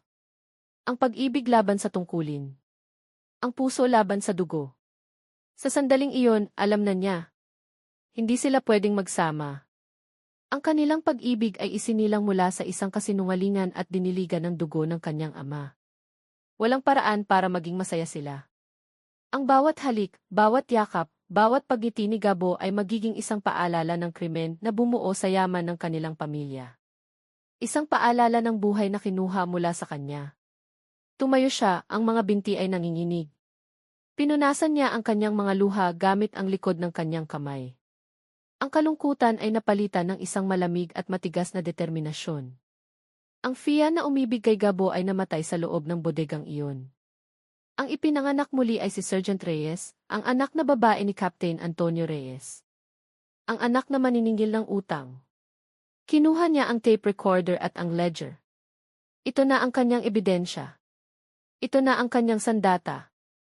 Ngunit bago niya ipaglaban ang hustisya para sa kanyang ama, may isang bagay pa siyang kailangang gawin. Kailangan niyang putulin ang huling hibla na nag-uugnay sa kanya kay Gabo. Kailangan niyang durugin ang puso nito, tulad ng kung paano dinurog ng pamilya nito ang buhay niya. Sakit sa sakit. Pighati sa pighati. Iyon na lamang ang hustisyang abot kaya niya sa ngayon. Si Gabriel Montenegro ay nasa alapaap. Sa unang pagkakataon sa kanyang buhay, naramdaman niyang kumpleto siya. Ang bawat araw ay may kahulugan. Ang bawat paggising ay may dahilan. At ang dahilan na iyon ay may pangalan, Sofia Reyes. Nakatayo siya ngayon sa gitna ng kanyang malawak na penthouse unit, hawak ang kanyang cellphone. Sa kabilang linya ay si Fia. Seryoso, Gabo. Ipapakilala mo ako sa tatay mo, tanong ni Fia, may halong kaba at pag-aalinlangan sa boses nito. Bakit hindi, sagot ni Gabo, nakangiti. Gusto kong makilala niya ang babaeng nagpapatino sa akin. Gusto kong makita niya na hindi lahat ng yaman sa mundo ay nasa bangko. Isang katahimikan. Natatakot ako, amin ni Fia. Huwag kang matakot. Nandito ako, pag-a-assure ni Gabo. Mamayang gabi. Sa bahay. Magluluto ako. Tayong tatlo lang. Okay. Isang buntong hininga. Sige, pabulong na sagot ni Fia. Pero magdala ka ng maraming wine. Baka kailanganin ko. Tumawa si Gabo. Anything for you, Sarge. Pagkatapos ng tawag, pakiramdam ni Gabo ay kaya niyang buhatin ang buong mundo. Ito na iyon. Ang sandaling ipapakilala niya ang kanyang mundo sa mundo ni Fia. Ang sandaling pag-iisahin niya ang dalawa. Desidido siyang patunayan sa kanyang ama na si Fia, sa kabila ng pagiging simple, ay mas may halaga kaysa sa lahat ng mga babaeng galing sa alta sosyedad na ipinakilala sa kanya. Ginugol niya ang buong hapon sa paghahanda. Nagpunta siya sa pinakamagandang delikatessen para bumili ng mga sangkap. Naglabas siya ng isang bote ng pinakamahal na alak mula sa kanyang wine cellar. Inayos niya ang mesa sa kanyang dining area na may tanawin ng buong syudad. Lahat ay kailangang maging perpekto. 7:00 ng gabi. Dumating si Don Ricardo. Gaya ng dati, seryoso ang mukha nito, sinusuri ang bawat sulok ng penthouse. Ano ang okasyon at nag-abala ka pang magluto? Tanong nito, umupo sa isang silya na parabang isang hari sa kanyang trono.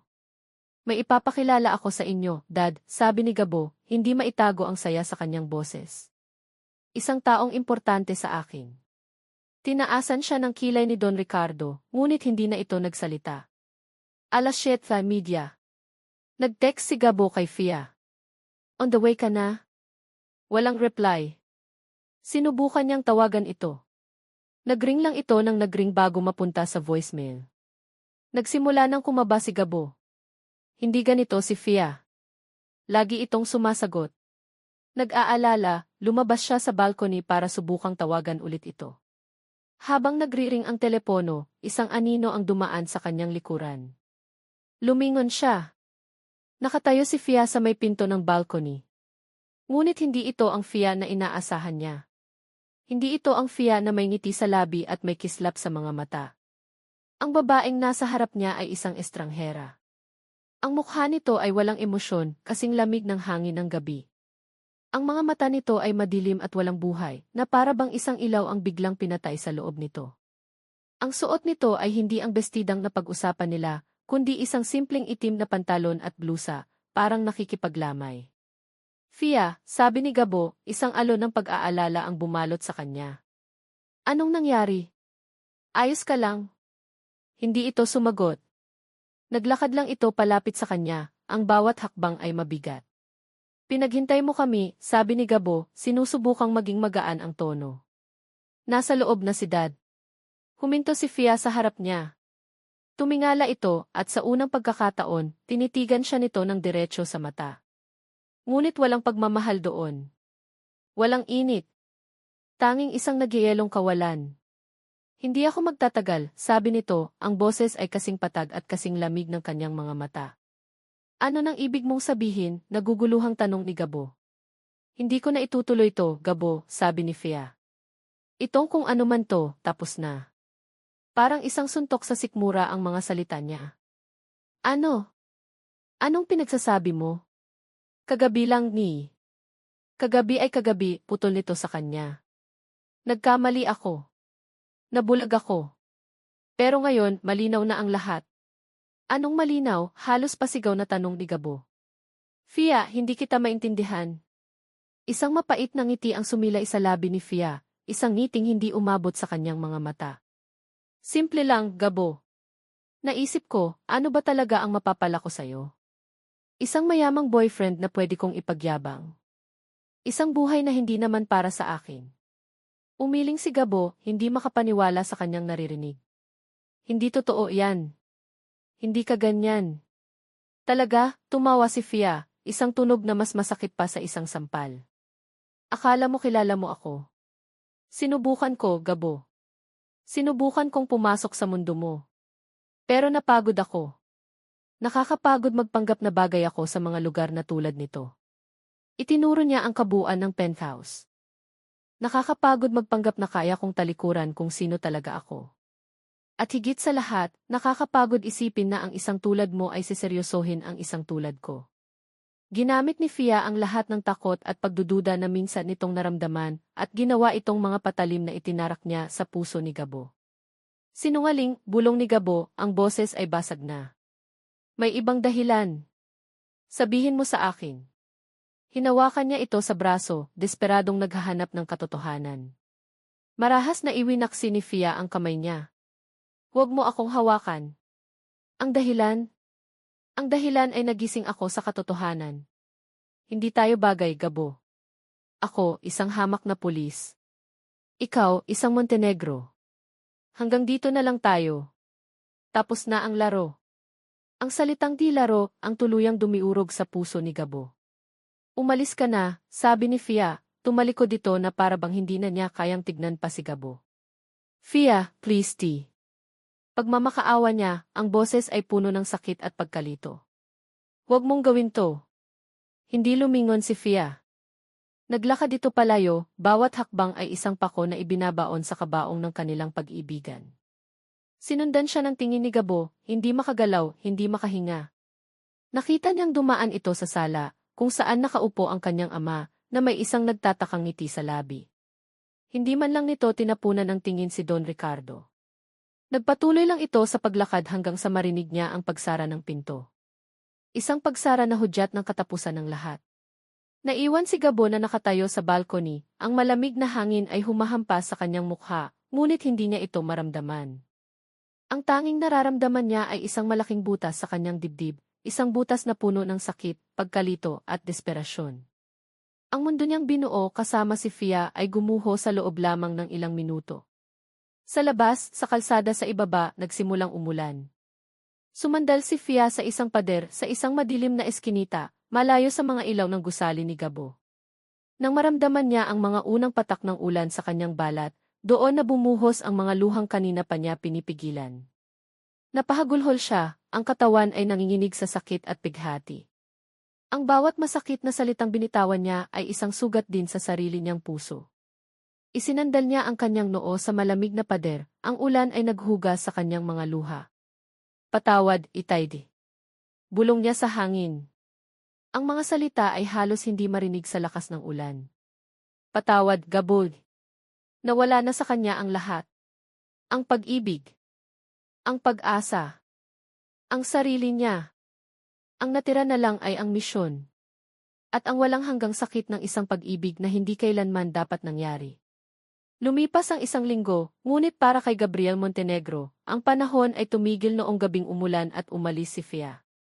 Ang bawat araw ay isang malabong pagkakasunod-sunod ng mga pulong na hindi niya pinapakinggan, mga pagkaing wala namang lasa, at mga gabing tinititigan lang ang kisame, paulit-ulit na pinapatugtog sa kanyang isipan ang huli nilang pag-uusap.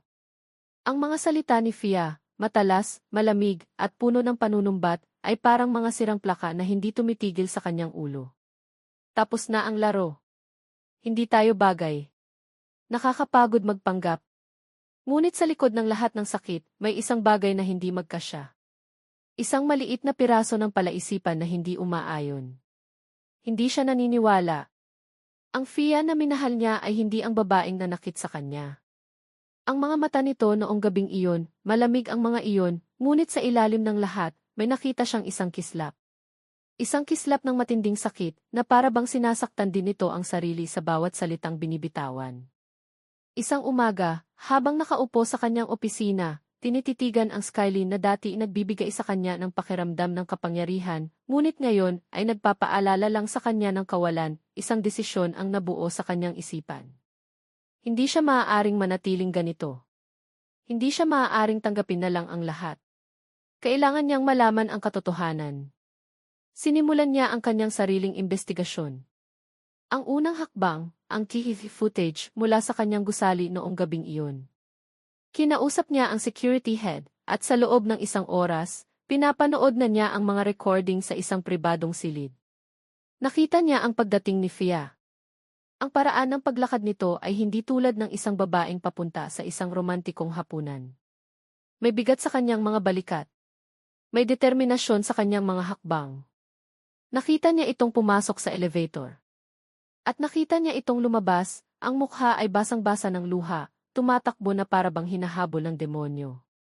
Ang nakita niya ay hindi isang babaeng nanloko. Ang nakita niya ay isang babaeng nasasaktan. Isang babaeng tumatakas. Ang tanong ay, saan ito tumatakas? Ang pangalawang hakbang, alamin ang lahat tungkol kay Fia. Higit pa sa pagiging pulis niya. Nag-hire siya ng isang pribadong investigador, isang dating pulis na may utang na loob sa kanya. Gusto kong malaman ang lahat tungkol kay Sergeant Sofia Reyes. Pamilya, background, lahat. Pero gawin mo ito ng tahimik.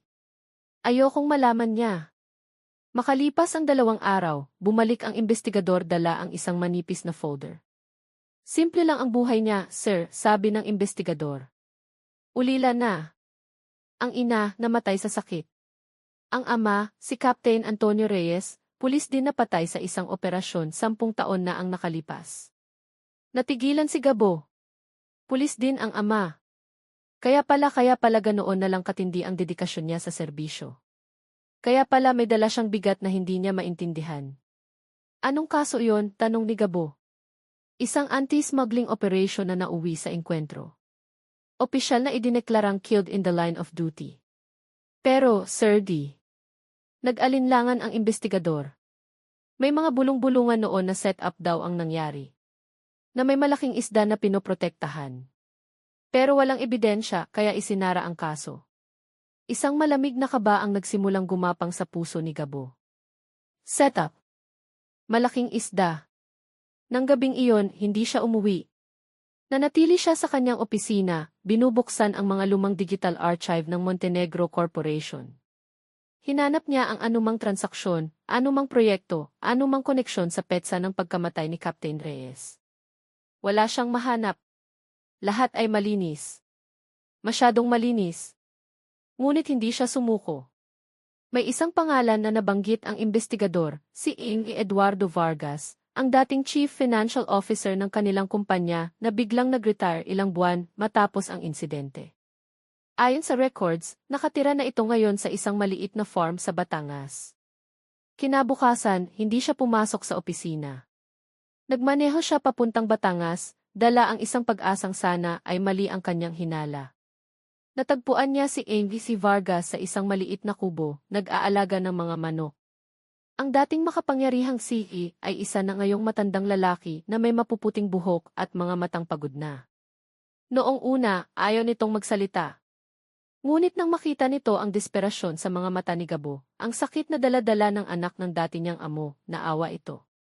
Matagal ko nang ibinaon sa limot ang mga bagay na yan, Gabo, sabi ng matanda, nakatingin sa malayo.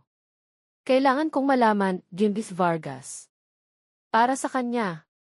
Para sa akin, pagmamakaawa ni Gabo. May kinalaman ba ang Montenegro Corporation sa pagkamatay ng isang pulis na nagngangalang Antonio Reyes 10 taon na ang nakalipas? Isang mahabang katahimikan. Tanging ang huni lang ng mga kuliglig ang maririnig.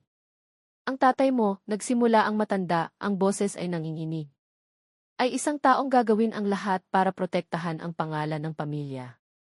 Ang kanyang legacy. Minsan, may mga desisyon siyang ginawa, mga desisyong madilim. Ano ng desisyon, giit ni Gabo? May isang transaksyon noon na hindi dapat malaman ng publiko. Isang kasosyo na may kaduda-dudang reputasyon. Nagsimulang mag-imbestiga ang isang pulis, isang Captain Reyes. Masyado siyang malapit sa katotohanan. Bumigat ang paghinga ni Gabo. At anong ginawa ni Dad? Hindi sumagot si Keith Vargas.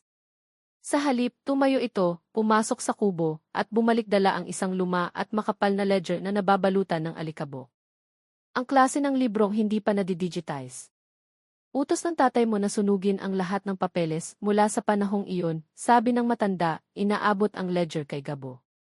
Pero hindi ko kaya. Itinago ko ito. Konsensya, siguro. Nanginginig ang mga kamay na kinuha ni Gabo ang libro. Hanapin mo ang petsa ng pagkamatay ng pulis na iyon, sabi ni Alice Vargas, ang boses ay halos isang bulong na. Nandoon ang isang entry na ako lang at ang tatay mo ang nakakaalam. Isang cash disbursement para sa Special Operation Security. Walang resibo. Walang trail. Ang sagot na hinahanap mo, Gabo, baka nasa pahinang yan. Niyakap ni Gabo ang ledger na parabang ito ang pinakamahalagang bagay sa mundo. Ang katotohanan. At kasabay nito, ang posibleng pagkawasak ng lahat ng pinaniniwalaan niya. Tumingin siya kay Emily Vargas, ang kanyang mga mata ay puno ng pasasalamat at takot. Habang nagmamaneho siya pabalik ng Maynila, ang bigat ng ledger sa passenger seat ay parang bigat ng isang kabaong. Ang katotohanan ay nasa kanyang mga kamay na. Ngunit handa ba siyang harapin ito? Handa ba siyang malaman na ang pundasyon ng kanyang buhay, ang yaman ng kanyang pamilya, ay maaaring itinayo sa ibabaw ng libingan ng ama ng babaeng pinakamamahal niya? Ang biyahe pabalik sa Maynila ay ang pinakamahabang biyahe sa buhay ni Gabriel Montenegro. Ang bawat kilometrong tinatakbo ng kanyang sasakyan ay isang hakbang palapit sa isang katotohanang hindi niya gustong harapin. Ang lumang ledger na nakaupo sa passenger seat ay hindi lang isang libro, isa itong kahon ni Pandora, at alam niyang kapag binuksan niya ito, wala nang balikan. Hindi siya umuwi. Dumiretso siya sa kanyang opisina sa Montenegro Tower. Ang gusaling dati simbolo ng kanyang tagumpay ay tila isa na ngayong tore ng kasinungalingan. Sa katahimikan ng gabi, ang tanging maririnig ay ang tibok ng kanyang puso at ang kaluskos ng mga pahina ng ledger habang binubuklat niya ito. Hinahanap niya ang petsa. October 14 na, 2014 na. Ang araw na namatay si Captain Antonio Reyes. Ang araw na nagsimula ang paghahanap ni Fia ng hustisya. At doon, nakita niya ito. Isang entry na isinulat ng kamay, gamit ang pamilyar na eleganteng sulat kamay ni Alice Vargas. Oct. 14 na, cash disbursement, Special Operation Security, SS, Yili 5,000,000.00. Authority, CSA. Sid Ricardo Montenegro. Napatitig si Gabo sa mga letra at numero. 5,000,000 piso. Isang halagang sapat na para patahimikin ang isang buong pulutong. Isang halagang sapat para bumili ng katahimikan. Isang halagang sapat para sirain ang isang buhay, o higit pa. Biglang naintindihan ni Gabo ang lahat.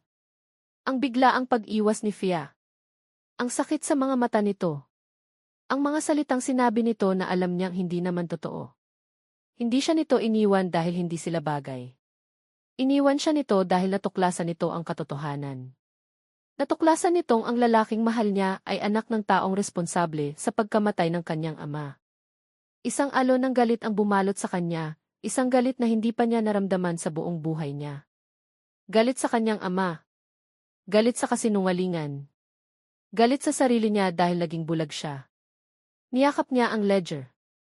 Ito ang ebidensya. At alam na niya kung ano ang kailangan niyang gawin. Kinabukasan, hindi siya nag-abiso. Pumasok siya sa Montenegro Tower na may dalang apoy sa kanyang mga mata. Dumiretso siya sa elevator patungo sa penthouse office, ang pugad ng kanyang ama. Sir Gabo, may meeting po si Don Ricardo, subok na pigil ng sekretarya. Hindi niya ito pinansin. Tinulak niya ang malaking pinto na gawa sa kahoy at pumasok.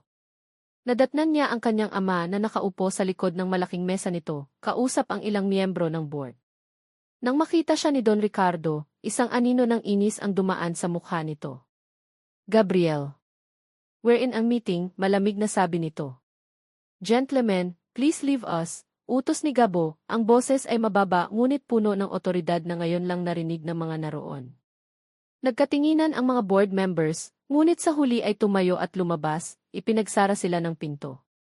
Nang silang dalawa na lang, ibinagsak ni Gabo ang ledger sa ibabaw ng makintab na mesa ni Don Ricardo. Ang tunog ay umalinggaw sa buong silid. Ano to? Kalmadong tanong ni Don Ricardo, tinitingnan ang lumang libro na parabang isa itong basura. 10 taon, nagsimula si Gabo, ang boses ay nanginginig sa pinipigilang galit. 10 taon nang may isang babaeng naghahanap ng hustisya para sa pagkamatay ng tatay niya. At ang sagot nasa libro lang palang ito sa lahat ng panahon. Binuklat ni Gabo ang ledger sa pahinang may marka at itinulak ito sa harap ng kanyang ama. Special Operation Security. 5 milyong piso. Sabihin mo sa akin, Dad. Ano nang binili ng 5 milyong piso na iyan? Tumingin si Don Ricardo sa ledger. Sa isang saglit, isang kislap ng gulat ang dumaan sa kanyang mga mata, ngunit mabilis itong nawala, napalitan ng dati nitong malamig na ekspresyon. Itinayo niya ang kanyang sarili at tinitigan si Gabo. Akala ko nasunog na ang lahat ng ito, sabi lang nito. Sumagot ka, sigaw ni Gabo, hindi na napigilan ang sarili. Binili ba niyan ang buhay ni Captain Antonio Reyes? Isang mahabang katahimikan. Si Don Ricardo ay tumalikod at tumingin sa bintana, pinagmasdan ang kahariang itinayo niya. May mga bagay na kailangang gawin para protektahan ang negosyo. Para protektahan ang pamilya, mahinang sabi nito. Ang pulis na iyon masyado siyang mausisa. Masyado siyang matuwid. Isang panganib sa lahat ng pinaghirapan natin. Panganib, hindi makapaniwalang ulit ni Gabo. Isang taong ginagawa lang ang trabaho niya, isang panganib. Kaya pinatahimik niyo siya. Ganon lang yon. Humarap si Don Ricardo, ang mukha ay walang bakas ng pagsisisi. Ganoon lang yon. Ginawa ko ang kailangang gawin. Ginawa ko yon para sa iyo, Gabriel. Para sa kinabukasan mo. Lahat ng tinatamasa mo ngayon, itong gusali, ang yaman, ang kapangyarihan, dugo at pawis ko ang puhunan dyan. At minsan, kailangan mong dumihan ang iyong mga kamay. Napasuklay si Gabo sa kanyang buhok, ang pakiramdam ng pagkasuklam ay halos magpasuka sa kanya. Ang lalaking nasa harap niya, ang kanyang ama, ang kanyang idolo, ay isang halimaw. Ang babae ni bulong ni Gabo. Ang pulis na sinasabi mo si Fia siya ang anak ni Captain Reyes. Sa pagkakataong iyon, nagbago ang ekspresyon ni Don Ricardo. Kaya pala pilit kang ginugulo ng babaeng iyon. Isa siyang bitag, Gabriel. Ginagamit ka niya para makaganti. Hindi, sigaw ni Gabo. Hindi niya alam noong una. At nang malaman niya, iniwan niya ako para protektahan ako sa katotohanan ito. Mahal niya ako at sinira mo iyon. Sinira mo ang lahat. Pag-ibig, tumawa si Don Ricardo. Huwag kang maging sentimental, Gabriel. Sa mundo natin, ang pag-ibig ay isang kahinaan. Kapangyarihan ang mahalaga. Pamilya. Ang legacy ng mga Montenegro. Lumapit si Don Ricardo sa kanya, ang mga mata ay nanlilisik. Ngayon, bigyan kita ng pagpipilian. Kalimutan mo ang babaeng yan. Kalimutan mo ang librong ito. Manatili ka sa tabi ko at balang araw, lahat ng ito ay magiging sayo. O.T. Huminto ito, hinayaan ang pagbabanta na manatili sa hangin. O maniwala ka sa iyong munting kwento ng pag-ibig, ipagkanulo mo ang sarili mong ama, at itakwil mo ang lahat ng mayroon ka. Sa oras na lumabas ka sa pinto na iyan at pinili mo siya, hindi na kita kinikilalang anak. Isa ka na lang estranghero. Tinitigan ni Gabo ang kanyang ama. Ang lalaking nagbigay sa kanya ng buhay ay siya ring humihingi sa kanya na isuko ang kanyang kaluluwa. Ang pagpipilian ay malinaw. Masakit. Ngunit malinaw. Dahan-dahan niyang kinuha ang ledger mula sa mesa. Niyakap niya ito sa kanyang dibdib. Tumingin siya sa mga mata ng kanyang ama, hindi na may galit kundi may awa. Pinili mo na ang legacy mo, Dad, sabi ni Gabo, ang boses ay kalmado na ngayon, ngunit puno ng isang bigat na mananatili sa kanya habang buhay. Ngayon, oras na para piliin ko ang sa akin. Tumalikod siya at nagsimulang maglakad patungo sa pinto. Gabriel, sigaw ni Don Ricardo, ang boses ay puno ng galit at hindi makapaniwala. Sa oras na lumabas ka dyan. Huminto si Gabo sa may pinto ngunit hindi lumingon. Alam ko, sabi niya. Paalam, Dad. At lumabas siya, isinara ang pinto hindi lang sa kanyang opisina, kundi sa buong buhay na kanyang kinalakihan. Naiwan sa loob si Don Ricardo, nakatayo sa gitna ng kanyang kaharian, mag-isa. Ang hangin sa loob ng presinto ay tila mas mabigat kaysa dati.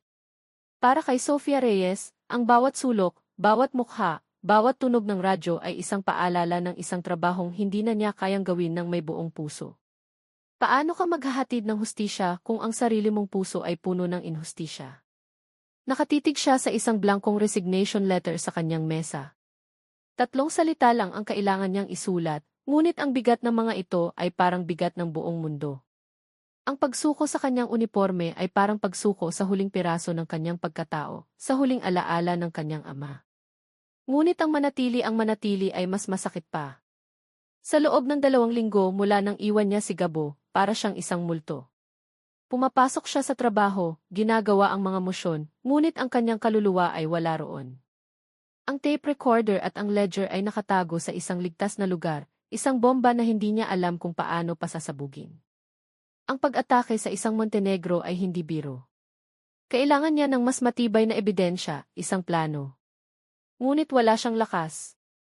Ang sakit ng kanyang pagkakanulo, sa kanyang ama, sa kanyang sarili, at higit sa lahat, kay Gabo, ay umuubos sa lahat ng natitira niyang enerhiya. Sarge, may bisita ka, sabi ni Alcaraz mula sa pinto. Hindi inangat ni Fia ang kanyang tingin mula sa papel. Sabihin mo, busy ako. Sarge, iginigit niya. Importante daw. Napabuntong hininga si Fia, puno ng inis. Sino ba yan? Siya po. Itinaas ni Fia ang kanyang ulo. At natigilan siya. Nakatayo sa may pintuan ng kanyang maliit na opisina si Gabriel Montenegro. Ang Gabo na nasa harap niya ay hindi ang makisig na na una niyang nakilala. Ang kanyang mga mata ay may malalalim na earbags, ang kanyang pisngi ay bahagyang humpak, at ang kanyang mamahaling damit ay tila maluwag sa kanya. Mukha siyang isang taong dumaan sa isang personal na impyerno. Ngunit sa kabila ng lahat, may isang bagong determinasyon sa kanyang mga mata, isang katahimikang hindi pa nakikita ni Fia dati. Otomatikong tumayo si Fia. Anong ginagawa mo dito? Tanong niya, ang boses ay mahina ngunit matigas. Ang lahat ng sakit at galit ay bumalik na parang isang alon. Hindi sumagot si Gabo. Naglakad lang ito palapit, ang mga mata ng lahat ng pulis sa presinto ay nakasunod sa bawat galaw niya. Ang anak ng isa sa pinakamakapangyarihang tao sa bansa, na naglalakad sa gitna ng isang hamak na presinto. Huminto si Gabo sa harap ng kanyang mesa. Tumingin ito sa blankong resignation letter, pagkatapos ay sa kanya. Huwag mong gawin yan, sabi niya, ang boses ay kalmado. Wala kang pakialam sa gagawin ko, sagot ni Fia, umiiwas ng tingin. Umalis ka na, Gabo. Pakiusap. Hindi siya umalis. Sa halip, may inilapag siya sa mesa ni Fia. Isang maliit at itim na Bixby flash drive. Hindi ako naparito para manggulo, sabi ni Gabo. Hindi ako naparito para magmakaawa na bumalik ka sa akin, kahit na iyon ang gusto ng bawat himaymay ng pagkatao ko. Naparito ako para ibigay sa iyo ang isang bagay. Tumingin si Fia sa BSP, pagkatapos ay sa kanya, puno ng pagkalito. Alam ko na ang lahat, Fia, pagpapatuloy ni Gabo. Alam ko na ang tungkol sa tatay mo. Alam ko na ang tungkol sa tatay ko. Nanlaki ang mga mata ni Fia. Paano? Sa loob ng 2 linggo, hinanap ko ang katotohanan. At nahanap ko ito. Tumingin siya sa DSB. Nakaharap ko siya, Fia. Ang sarili kong ama. At inamin niya ang lahat. Napatakip si Fia sa kanyang bibig, ang mga luha ay nagsimulang mamuo sa kanyang mga mata. Ito, sabi ni Gabo, itinuturo ang EST, ay ang recording ng pag-uusap namin. Isang buong pag-amin. Walang pag-aalinlangan. Walang pagtanggi. Ito na ang ebidensyang kailangan mo. Ang ebidensyang hindi mo na kailangang ipaglaban ng mag-isa. Hindi makapagsalita si Fia. Nakatitig lang siya kay Gabo, ang kanyang puso ay pinaghalong sakit, gulat, at isang damdaming hindi niya akalaing mararamdaman pa niya ulit, pag-asa. Ibinigay ko na ang ledger sa isang abogadong mapagkakatiwalaan, sabi pa ni Gabo. Handa akong tumestigo. Laban sa sarili kong ama. Itinatakwil ko ang lahat, Fia. Ang pangalan. Ang pera. Ang kumpanya. Wala na akong pakialam sa lahat ng yon. Lumapit si Gabo, isang hakbang na lang ang pagitan nila. Ang tanging may halaga na lang sa akin ngayon ay ang tama. Ang hustisya. At ikaw. Sa pagkakataong iyon, bumagsak na ang mga luha ni Fia. Isang iyak na hindi na dahil sa sakit, kundi dahil sa paghanga at pag-ibig. Ang lalaking ito, na handang isuko ang lahat para sa kanya, para sa tama. Gabodi. Iyon lang ang salitang lumabas sa kanyang bibig. Hindi na niya napigilan ang sarili. Niyakap niya si Gabo ng mahigpit, ibinuhos ang lahat ng sakit, lahat ng takot, lahat ng pasasalamat sa yakap na iyon. Niyakap din siya ni Gabo pabalik, isang yakap na nagsasabing kinandito na ako, hindi na kita iiwan. Patawarin mo ako, bulong ni Fia sa dibdib nito. Patawarin mo ako sa mga sinabi ko. Etesile, sabi ni Gabo, hinahaplos ang kanyang buhok. Naiintindihan ko. Ako ang dapat humingi ng tawad. Sa lahat ng kasalanan ng pamilya ko. Sa tulong ng mga kasamahan ni Fia na ngayon ay nakatingin sa kanila ng may bagong respeto, at sa ebidensyang dala ni Gabo, mabilis na umusad ang kaso. Isang warrant of arrest ang inilabas para kay Don Ricardo Montenegro. Kinagabihan, pinanood ni Fia at Gabo mula sa loob ng presinto habang ang isang grupo ng mga pulis, kasama ang hepe, ay umaalis para isilbi ang warrant. Ang paghahanap na tumagal ng 10 taon ay malapit nang matapos. Nang matapos ang lahat, lumabas sila ni Gabo ng presinto. Ang hangin ay malamig, ngunit sa unang pagkakataon, hindi na ito mabigat. Magkahawak ang kanilang mga kamay. Isang grupo ng mga reporter na nakaamoy ng malaking balita ang biglang sumulpot at pinalibutan sila. Ang mga ilaw ng kamera ay nakakasilaw. Ang mga tanong ay sunod-sunod. Montenegro. Totoo po bang tumestigo kayo laban sa sarili niyong ama? Sergeant Reyes, ano po ang komento niyo? Montenegro, ano na po ang mangyayari sa inyo ngayong itinakwil niyo na ang lahat ng yaman ninyo? Naramdaman ni Gabo ang panginginig ng kamay ni Fia. Hinigpitan niya ang hawak dito. Humarap siya sa mga kamera, hindi na ang aroganteng kundi isang simpleng lalaki na natagpuan ang kanyang sarili. Tumingin siya kay Fia. Isang ngiti ang sumilay sa kanyang mga labi. Pagkatapos ay tumingin siya sa reporter na nagtanong. Hindi ko itinakwil ang lahat, sagot niya, ang boses ay malinaw at matatag. Sa katunayan, ngayon ko palang nahanap ang tunay kong yaman. At sa harap ng lahat, sa gitna ng mga kumukislap na ilaw, hinila niya si Fia palapit at hinalikan ito. Isang halik na simbolo ng pagtatapos at ng isang bagong simula. Lumipas ang 6 na buwan. Ang ingay ng Maynila ay napalitan ng ugong ng alon. Ang alingasaw ng usok at aspalto ay napalitan ng amoy ng alat at kape. Dito, sa isang maliit na bayan sa tabi ng dagat sa Batangas, natagpuan ni Sofia Reyes ang isang uri ng kapayapaan na hindi niya akalaing posible. Ang balita tungkol sa pag-aresto kay Don Ricardo Montenegro ay yumanig sa mundo ng negosyo. Ang pagtestigo ng sarili niyang anak laban sa kanya ang naging huling pako sa kanyang kabaong. Nahatulan siya ng habambuhay na pagkabilanggo, isang pagtatapos sa isang imperyong binuo sa kasinungalingan. Si Fia ay nanatili sa serbisyo ng ilang buwan pa, sapat na para makita ang hustisya na maibigay sa kanyang ama. Ngunit pagkatapos noon, naramdaman niyang tapos na ang isang kabanata ng kanyang buhay. Ang uniporme, na dati kanyang baluti, ay naging isang paalala na lang ng isang laban na tapos na. Nag-file siya ng early retirement.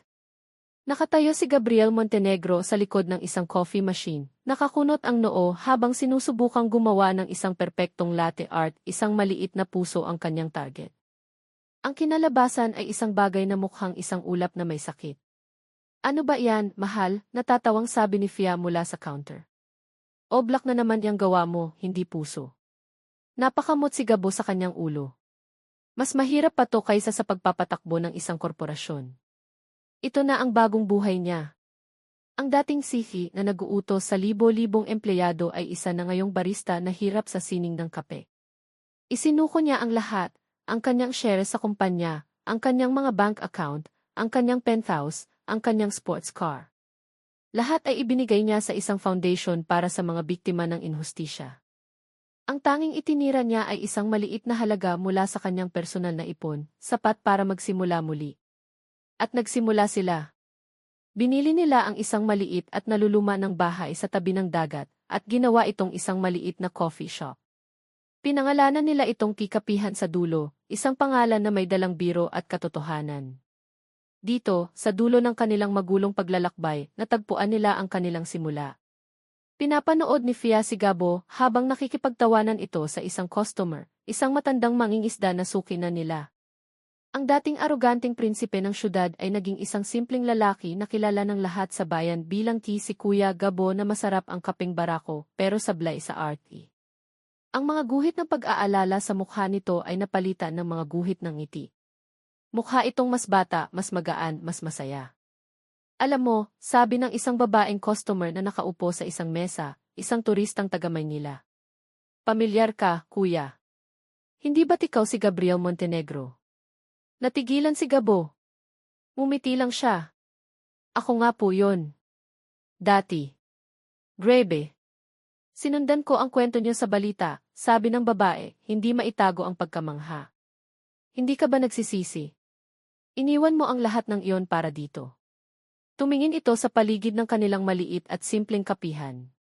Tumingin si Gabo, hindi sa babae, kundi kay Fia. Ang mga mata nila ay nagtagpo. Sa tingin na iyon, nakita ni Fia ang lahat ng sagot. Hindi po, sagot ni Gabo, ang ngiti ay hindi nawawala sa kanyang labi. Kailanman ay hindi pa ako naging ganito kayaman. Hapon na. Ang araw ay unti-unti nang lumulubog sa dagat, nag-iiwan ng mga kulay kahel, rosas, at lila sa kalangitan. Ang mga customer ay nagsuwian na. Silang dalawa na lang ni Fia ang natira, nakaupo sa labas ng kanilang kapihan, magkahawak kamay, pinapanood ang paglubog ng araw. Naaalala mo ba yung gabi sa bar? Tanong ni Fia. Ang gabing nakilala ko ang isang babaeng may malungkot na mga mata, ngumiti si Gabo. Paano ko makakalimutan yon? Sino nang mag-aakala na yung dalawang taong tumatakas sa kanilang mga mundo ay magtatapos sa iisang mundo? Sabi ni Fia, isinandal ang kanyang ulo sa balikat ni Gabo. Hindi tayo tumakas, Fia, sabi ni Gabo, hinahaplos ang kanyang buhok. Natagpuan natin ang daan pa uwi. Niyakap niya si Fia. Dito, sa piling nito, sa gitna ng katahimikan at ng mga alon, naramdaman niyang tunay siyang nasa bahay. Ang korona ng Montenegro ay matagal nang nawala. Ang bigat sa kanyang mga balikat ay napalitan ng init ng yakap ni Fia. Ang yaman na hinahanap ng kanyang ama sa buong buhay nito ay hindi pala pera o kapangyarihan. Ito ay kapayapaan. Tumingala siya kay Gabo.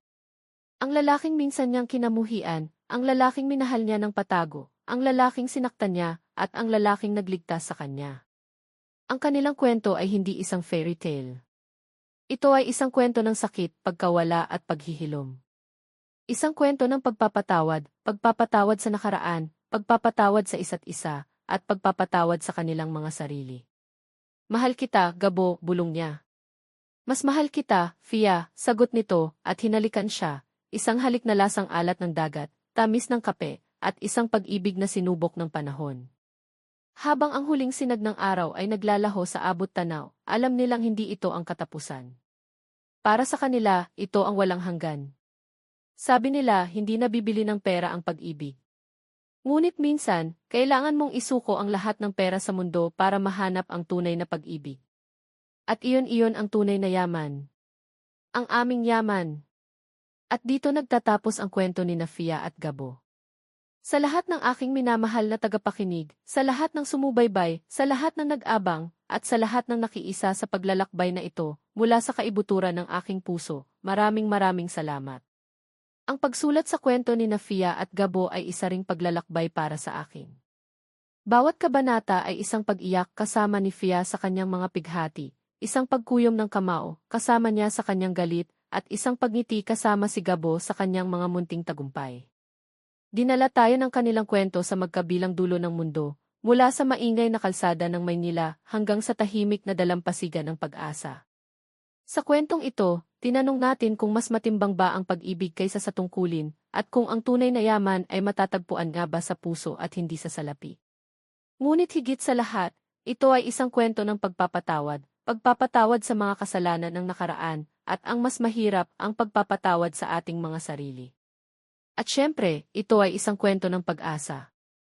Pag-asa na kahit sa pinakamadilim na gabi, laging may bukang liwayway na naghihintay. Ngayon, nais kong marinig ang inyong saloobin. Aling bahagi ng kanilang paglalakbay ang pinakatumatak sa inyong puso? Anong aral ang inyong napulot? Huwag kayong mag-atubiling iwan ang inyong mga komento sa ibaba. Ang bawat isa ay aking babasahin at pahalagahan. Hanggang sa ating muling pagkikita sa susunod na kwento. Mula sa inyong manunulat na laging nagmamahal.